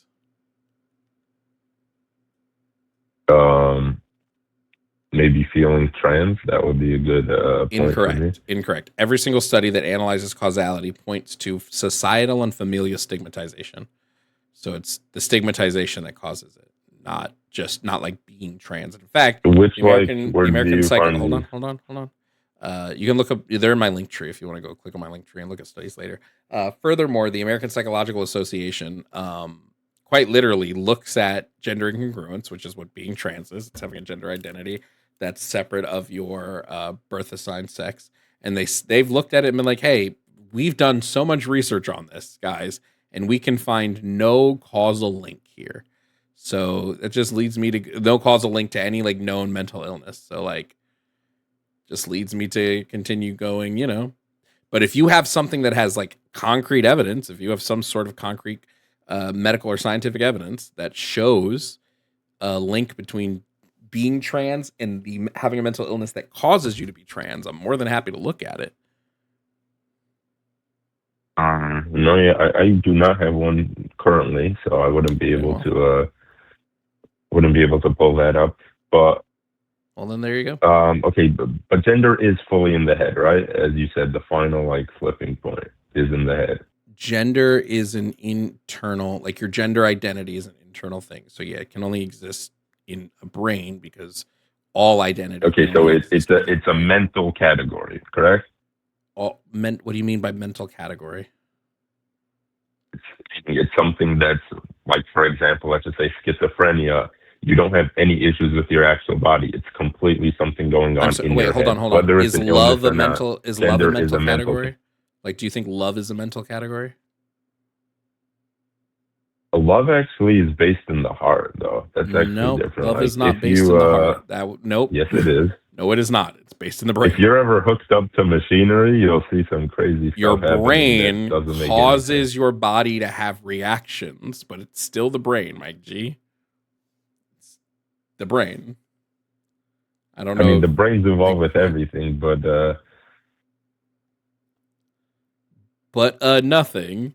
You're sitting here trying to say, well, because it's in the brain, that means it's a mental illness. That's the most ridiculous thing I've heard all day, and I've heard some pretty. I didn't say it's an illness, but I said it's a. No, you equated it. Category, sure, you right? equated it to an illness because you're not being. You're okay, not so able. Gender's a mental situation. I want you to. What say is? those Yeah, words. but again, what does mental situation mean? It's an internal thought. It It's an internal healthy, subconscious thought dangerous. process. That's how I will describe it, and I wouldn't describe it any other way. But an internal subconscious thought process. Internal subconscious thought process. Yep. Okay. No, that's definitely a good way to get around it.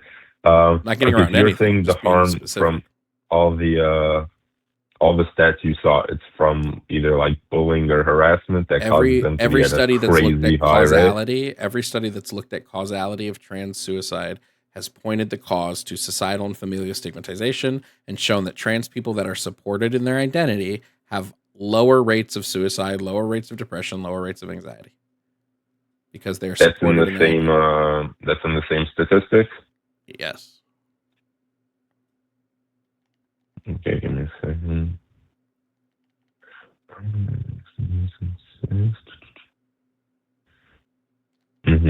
Okay, I guess so. So you're saying that they are, at least in this generation, the most targeted group ever? Because they're like the highest by far. They're the most targeted bully group. Most targeted? I have no idea if they're the most targeted bully group. I don't really know or care. Right? There could be a group that's targeted less but has higher suicide rates than others. Right? That's like not telling me anything. I think it does. Tells you nothing, actually. If someone is able to, like, because obviously, it's the last resort and some people are going through some stuff at the time, but if some people are easier to completely do that last choice, you would say they're weaker minded potentially? No, this is like a massive red herring. If like, right, most people who do, they shoot schools, like 99.9% of them were bullied.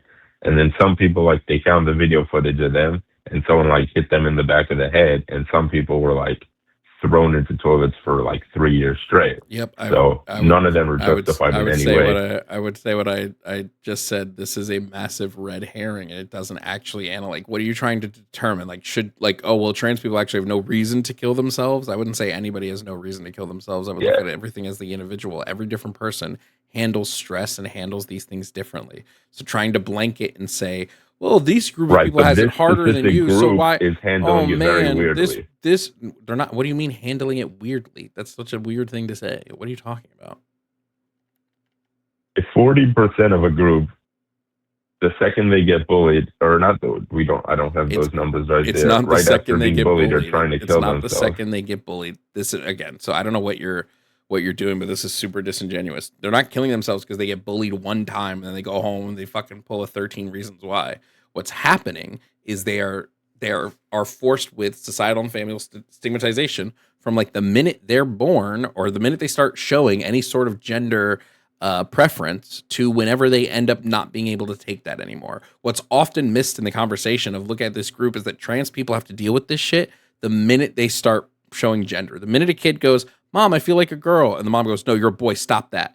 That is internalized. And that being said, over and over and over, every single day of your life, every single year of your life, 10 years, 15 years, 20 years, 30 years, however long it might be, everyone's going to react to that differently. This is a weird, like honestly a strange talking point because it doesn't mean anything. Like you're not making a claim here. You're just trying to fit two square blocks into two circle holes. Wow, there were some words of wisdom for cooking. What? Yeah. What would you rate better? Harry Potter or 13 Reasons Why? What gets the better series? What? What's a better series, 13 Reasons Why or Harry Potter? I'd rather rip my eyes out than watch either of them. Oh, okay. Go right. Tigers. Okay. I guess that since I'm on, it's like fully in the head, and unfortunately, they're very harmful to themselves. If it's on the head and there's a lot of harm going on, higher than people who see monsters coming down from the ceiling, I would say we need to get these people helped out. Yeah, I would say that this is a ridiculous thing that you're saying, and it's honestly has no real bearing in the conversation we've been having. But you know, it's been good talking, I guess. Have a day. Please. Oh God.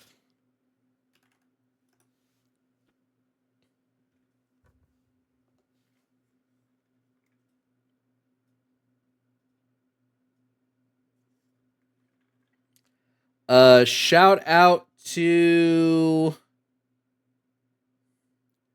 Dre. Dre said, please kick this guy. He's trying to dehumanize trans people. Will I be able to call him today to discuss topics not on the screen?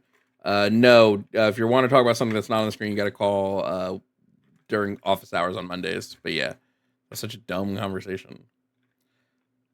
That's what I think I'm going to start saying. Like, stop. When you're making an argument, stop trying to fit a square block into a round hole. It's just weird. Let's go through our housekeeping. Okay, bro, Oliver. Okay, Broly ever. Whatever. Thank you for subscribing for your second month. Thank you for the super chats, guys. I will read them at the end of stream. Robin, thank you for becoming a tier 2 member over on YouTube. Enjoy early access to videos.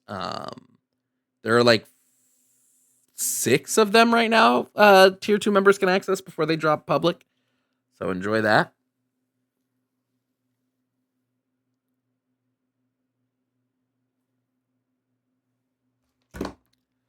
Oh boy. I'm going to shut the call line off now. We have 2 more calls, and that'll be basically the end of show because I have stuff to do today. But we'll tackle these 2 more calls before we move anywhere further. Coming up to stream now, we have Marley. Marley wants to talk about being a Trump supporter. They think Trump is a net positive for America. Let's find out. Marley, what is your age and pronouns, please? Jovan, you're such a scared little bitch. You won't even have a conversation, and you're a debater. That's kind of pathetic. Aw. Kind of pathetic. Aw. You talked to me for a total of, what, 60 seconds? You're muted. Wow, Jacob. Hey, Jacob, when women set a boundary with you, do you also cross that boundary? Do you do that as well? If a woman says, hey, I don't want to talk to you anymore, do you say, well, I don't care? I'll unmute you for a second. I want to know if you cross the boundary of women as well. Do you do that too, Jacob? A woman had a debate show where you're supposed to call them. Okay. Okay, so you don't care about consent, Jacob, clearly. I don't want to talk to you anymore. We've had this conversation over and over again. I've talked to you on my channel. I've talked to you on Jimmy's channel. We've had the conversation. Don't feel like continuing to have it. Every time you've talked, you've proven that you like to pull up studies that you've not read or understand the methodology of. Don't feel like having it again. You don't want to incur the wrath, because I will make you sit up at night and regret your life decisions. So what we're going to do, Jacob, is you're now getting dropped, and your number is now going on the ban list because you don't listen to consent. Maybe next time when you listen to consent, everybody say goodbye to Jacob, who will not be calling in anymore because Jacob does not know what the fuck no means.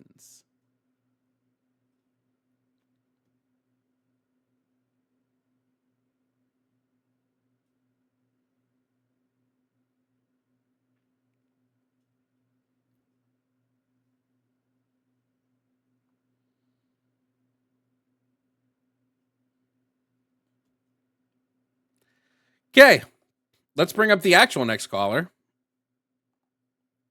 Next up on call, Aaron. Aaron is pro ICE. Pretty sure I've talked to Aaron before. Aaron, is there something Bye, new? Jacob. Bye, Jacob was crazy. Aaron, was there something new you wanted to add? I'm pretty sure we've spoken recently, have we not? Didn't we just speak last week? Like less than a week ago? Absolutely, man. It's good to hear from you. How are you doing? I'm chilling, Aaron. Was there something new you wanted to talk about? Yeah, man. Let's go over why ICE is anti-American. That's the one that I picked this time. Okay. What do you think it means to be pro-America? I believe that it means to put America first and foremost. Mm-hmm. When we say put America first, who do we mean? Just America, the country in general, or do we mean like Americans? Americans, Okay. and then the country after that. Okay. Because you can't have a country without people. Sure. Is it putting Americans first to implement policies that lower our GDP? All right, so sorry. Say that one more time, please. Sure. Is it putting Americans first to implement policies that lower our GDP? No, that would suck. Okay. Does it put Americans first to implement policies that raise our deficit? Yeah, that would suck too. Okay. I will admit that. Okay. Does it put Americans first to implement policies that will have a net negative on like tax revenue, so we won't be able to afford things as quite as easily? Oh man, pulling out the big guns on me. All right, you got me on that one. Listen. Okay. And then finally, is it beneficial to Americans to implement policies that restrict their civil rights as defined in our Constitution? Civil rights. Yep. Now you're going to have to expound on that one. Sure. I'll be no problem, Aaron. I'll be specific.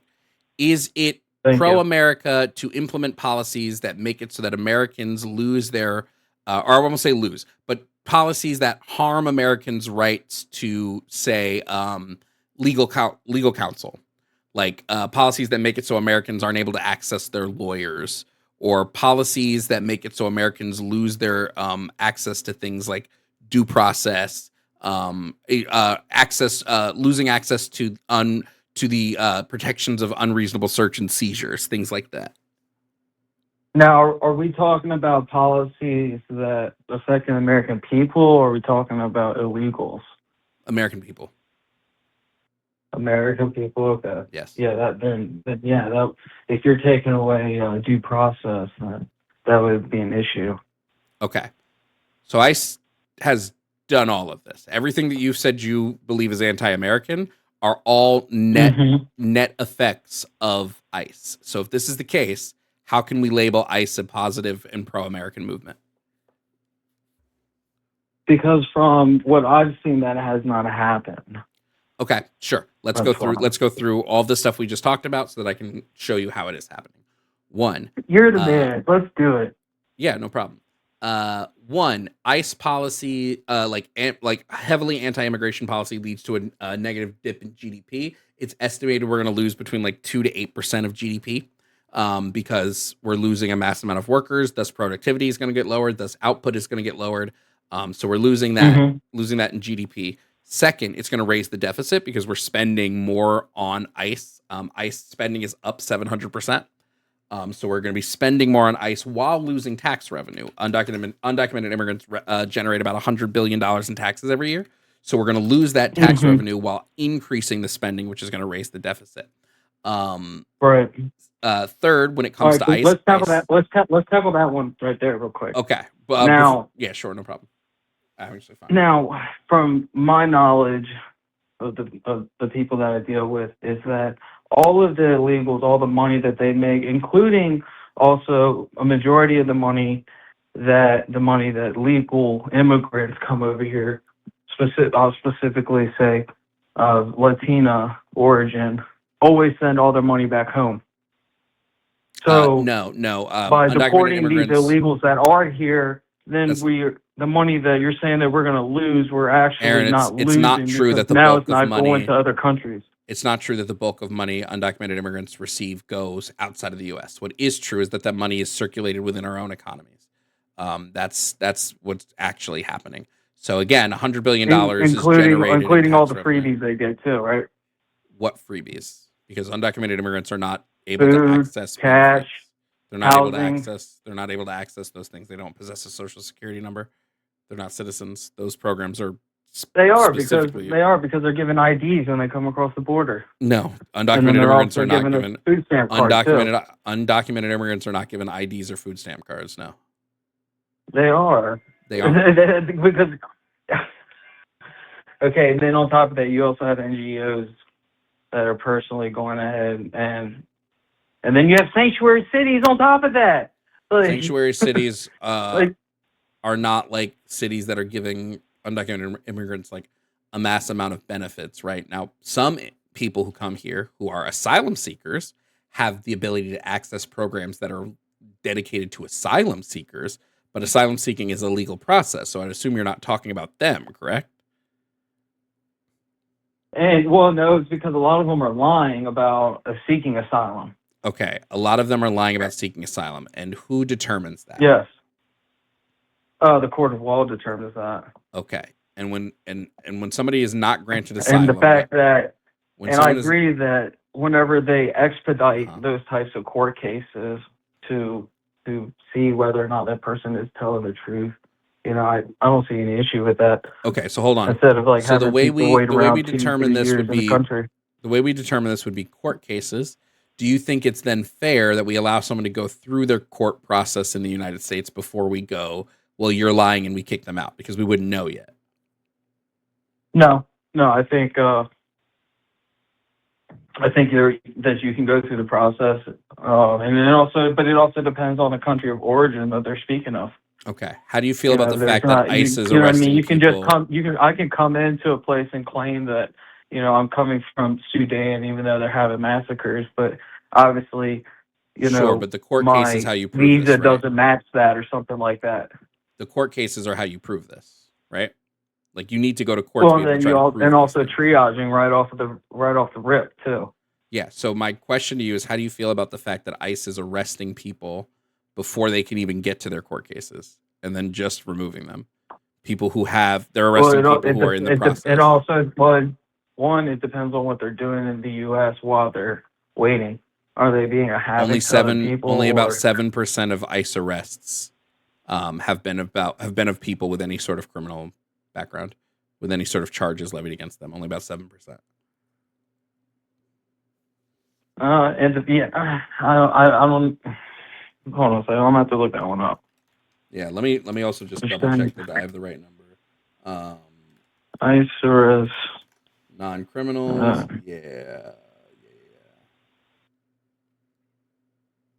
I'm sorry. I had my numbers flipped in my head. It's about 70% of people held by ICE have no criminal history, whatsoever. No convictions, no criminal reporting, no pending charges. So I had my numbers flopped. I was saying 7 instead of 70, and I was flipping it. So 70% have no criminal background. So ICE isn't going after like the criminals. They're not going after them. They're going after like everyday people. Okay, well, so like just typing in ICE arrests that actually have criminal charges. So this is just popping up right off of AI Google, and it's saying the majority of ICE arrests, even with criminal records, involve less severe offenses, according to a 25 report. 70% of people arrested by ICE had a misdemeanor conviction and other criminal convictions, including immigration and traffic violations. Yeah, no. Because being illegal AI is Google is giving a you an violation incorrect. in AI itself. Google is giving you an incorrect number. If we look at like the Cato Institute, or we go to like tracereports.org, it shows that 70% of people held in ICE detention have no criminal conviction. This was as of September. But anyway, moving on. There's some that I can just look up later. I'm not going to sit here and bust your time up about it and whatnot. There's plenty more fish to fry. But okay, so but do you agree that all the things you were in disagreement with, ICE is doing?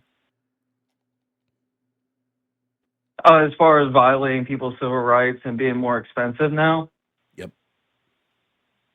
No, I don't believe that they're violating people's civil rights. Do I believe they're more expensive now? Yes, I do. Sure, let's go through that. Because it costs money. Costs money to catch people. Yeah, part of your freedom in the United States as a U.S. citizen is the freedom to not have unreasonable search and seizures brought against you. One of those seizures is seizures of your own body. ICE has arrested 170 citizens. ICE is supposed to be arresting people who break the law and come over the country illegally, correct? Why would they be arresting U.S. citizens? Especially when upon release, I think it's, what was the numbers? Like 80% of those U.S. citizens are released without charges levied against them, which means they were held for no reason, because if there was a reason, they would have charged them. This is an illegal seizure of a person. This is a way that we don't even allow police officers to act, because we've legislated that out, where we said police can't act like this or you can sue, but you can't sue ICE when they do these sort of things. Would this not be a violation of people's civil rights and liberties? Hey, I mean, if they didn't do anything wrong, then it is what it is. At that point, you got to make sure. So it's okay. It would be okay if they wouldn't be there for no reason, though. So, Aaron, would it be okay for a cop to arrest you, detain you for however long they want to detain you for, as long as they eventually let you go? That's okay? I don't think it's however long they want to let you go. They have 24 hours. No, ICE is not under that same time frame. I'm not. To be honest, I'm not sure on that one. That one I'm gonna have to look up what their actual time frame is. But I mean, I know from what I've dealt with and from what I've seen of ICE bring people into the jail. I've been there before, and they have the exact same rights as me. They can bail out. Not most of them do, but they don't ever brought in there with just immigration issues. It's always domestic violence, or it's I crashed my car while I was drunk, or I was drunk in public.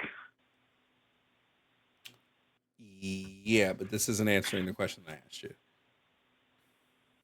Well, that's if you did nothing wrong, with my personal truth. If you've done nothing wrong, why should ICE be allowed to detain you and move you to a third location?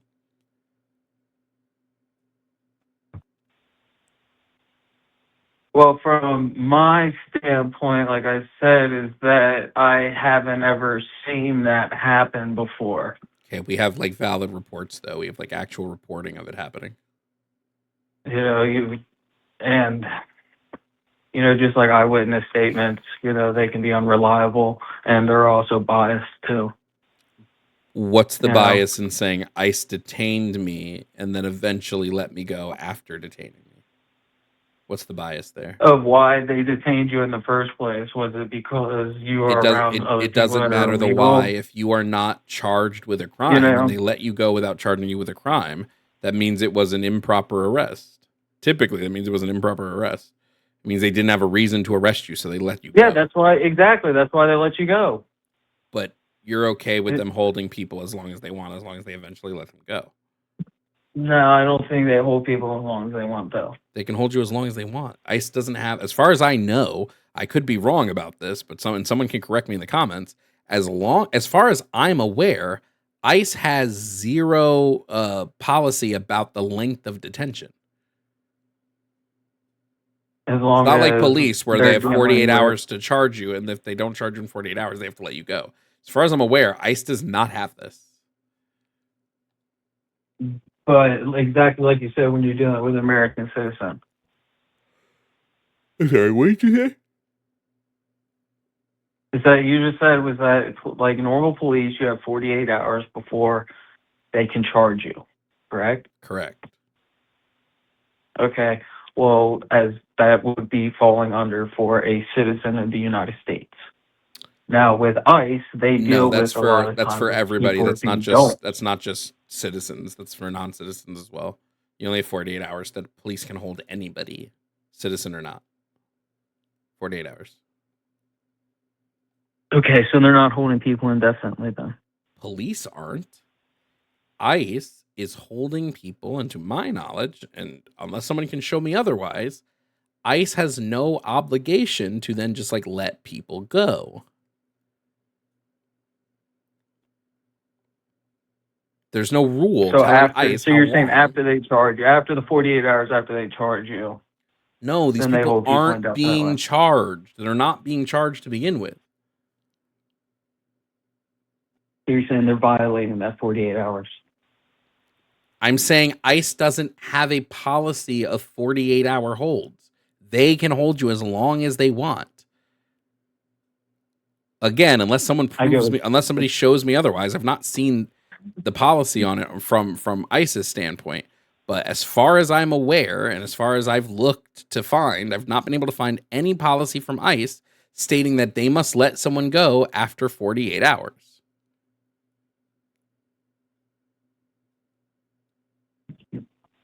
All right, I got you. I see what you're saying now.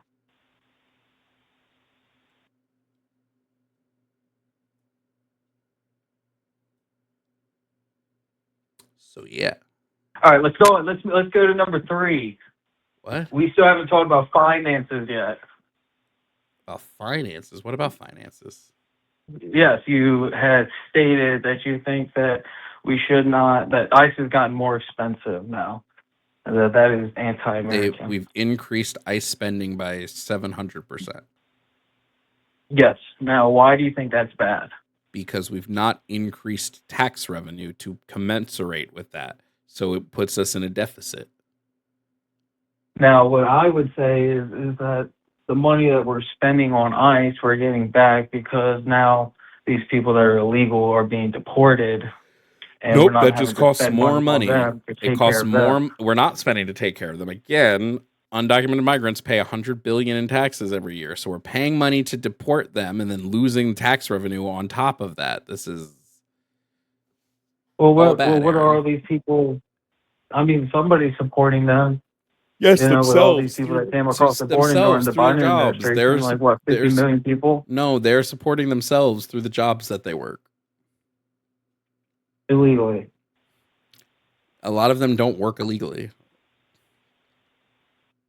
If you're illegal in the country, then you're automatically working illegally. Incorrect. Undocumented workers can get ITIN numbers through whether they're here legally or not, through the IRS, and then work legal jobs. And so then they get tax revenue and tax write-offs, right? They don't get tax write-offs. No. Well, I mean, technically, you can get a tax write-off if you're filing taxes. But what I'm saying is they're working and paying taxes, but they're not able to access welfare or other benefits. All a tax write-off is doing is making it so that your taxes are less at the end of the year. They're still paying them. Okay. All right. So then all of these people that got cash stipends for coming across the border through the Biden administration, all the cash stipends, all the hotel rooms that they took pictures of. Those were not given to illegal immigrants. Those were given to asylum seekers who are here legally. It is legal to apply for asylum. But it's not illegal. It's not legal to apply for asylum, but lie about the application. Well, we don't know if they've lied about the application because they haven't had trials yet. So you can't make that assumption. And people aren't guilty until proven innocent, Aaron. I mean, with interviews that I've seen, though, it seemed pretty obvious to me. I don't care if it seems obvious to you. That doesn't tell me anything, right? People are innocent until proven guilty. Hey, that's right? just my truth, man. You know, that's just what I've seen. That's not a truth. Are people innocent until proven guilty? Yes or no? Yeah, we hope it's like that. No. It Legally in our legal system, like that, in our legal system, are you innocent until proven guilty? Yeah, that's what they have on paper. That's something that really does suck and has never changed. And it's very unfortunate. Okay. Well, Aaron, I think we've hit our wall for today's call. All right, buddy. Hey, man, it's always a good one like that. Yep, Aaron, you have a good one. All right, bye.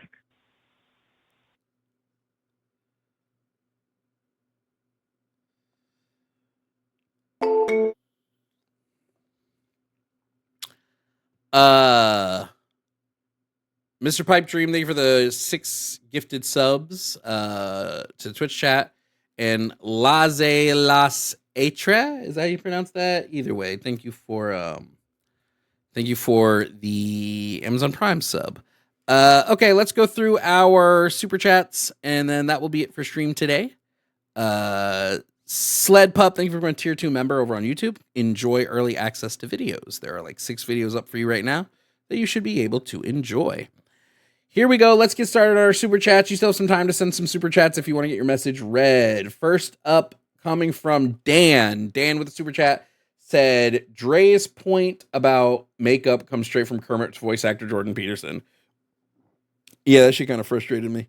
But yeah. Thank you for the super chat, Dan. From Brittany. Brittany said, I wear makeup so I don't get asked at the store if I'm sick. It has literally nothing to do with men. Dre, nothing. Y'all mean nothing to me. Brittany, thank you for the super chat. Taro said, fun fact, brown eggs are whole wheat. Taro, is this a thing? Are you going to send me $2 to say this every stream? I'll take it, but okay. Jacob, thank you for the super chat, said Hitler got his blueprint from America. This is true. Hitler actually credits the Atlantic slave trade, like America's reaction during slavery to his treatment in Germany. This is a true fact. Alex said, by the way, any soldiers with a family needing NATO orders due to the shutdown, yours are going to be delayed. Thanks, Republicans. Adrian said, I thought callers on the line were disingenuous and expert question dodgers, but hearing some of Javon's callers makes the line callers seem like saints. Yeah, I feel like I get the worst callers, dude. Dead ass. Are there VODs on Twitch? There should be. Mr. King, thank you for subscribing with your Amazon Prime. As far as I know, there's VODs on Twitch. I haven't seen them not be there. Seth said, love what you do, my man. Keep taking it to these fashy morons. FDT. True. Thank you, Seth. Legally Maud said, what does love have to do with marriage? Ambassador Londo Malari, Babylon 5. And then, thank you for the super chat, Legally Maud. And then Zach said, Jovan dealing with the Team Rocket today. Weekly villain callers. Yo, dead ass. Thank you so much for the chat today. Guys, thank you so much. Thank you so much for being here, for enjoying stream with me. I know it was a short one today, but I'll be back tomorrow. I just have some stuff to do this evening. So thank you for being here. It was about a 2.5 hour stream, so not bad. Dion, let me try to get your super chat in before we leave. Dion, thank you for the super chat. Said Christ is a lie told for access to something, to money and kids. God damn, hit with that. Thank you so much for watching, guys. This video will be live in about a week over on YouTube, or you can watch it today, I think, when it's done over on Twitch. Thank you so much for being here. Thank you for having fun with me. I got some stuff to do, but then I'll be back tomorrow. Okay. We will be back tomorrow for our stream. Tomorrow might be an later one or an earlier one. I'm not sure 100%. Thank you for watching. Thank you for being here. I will see you guys tomorrow. Bye-bye.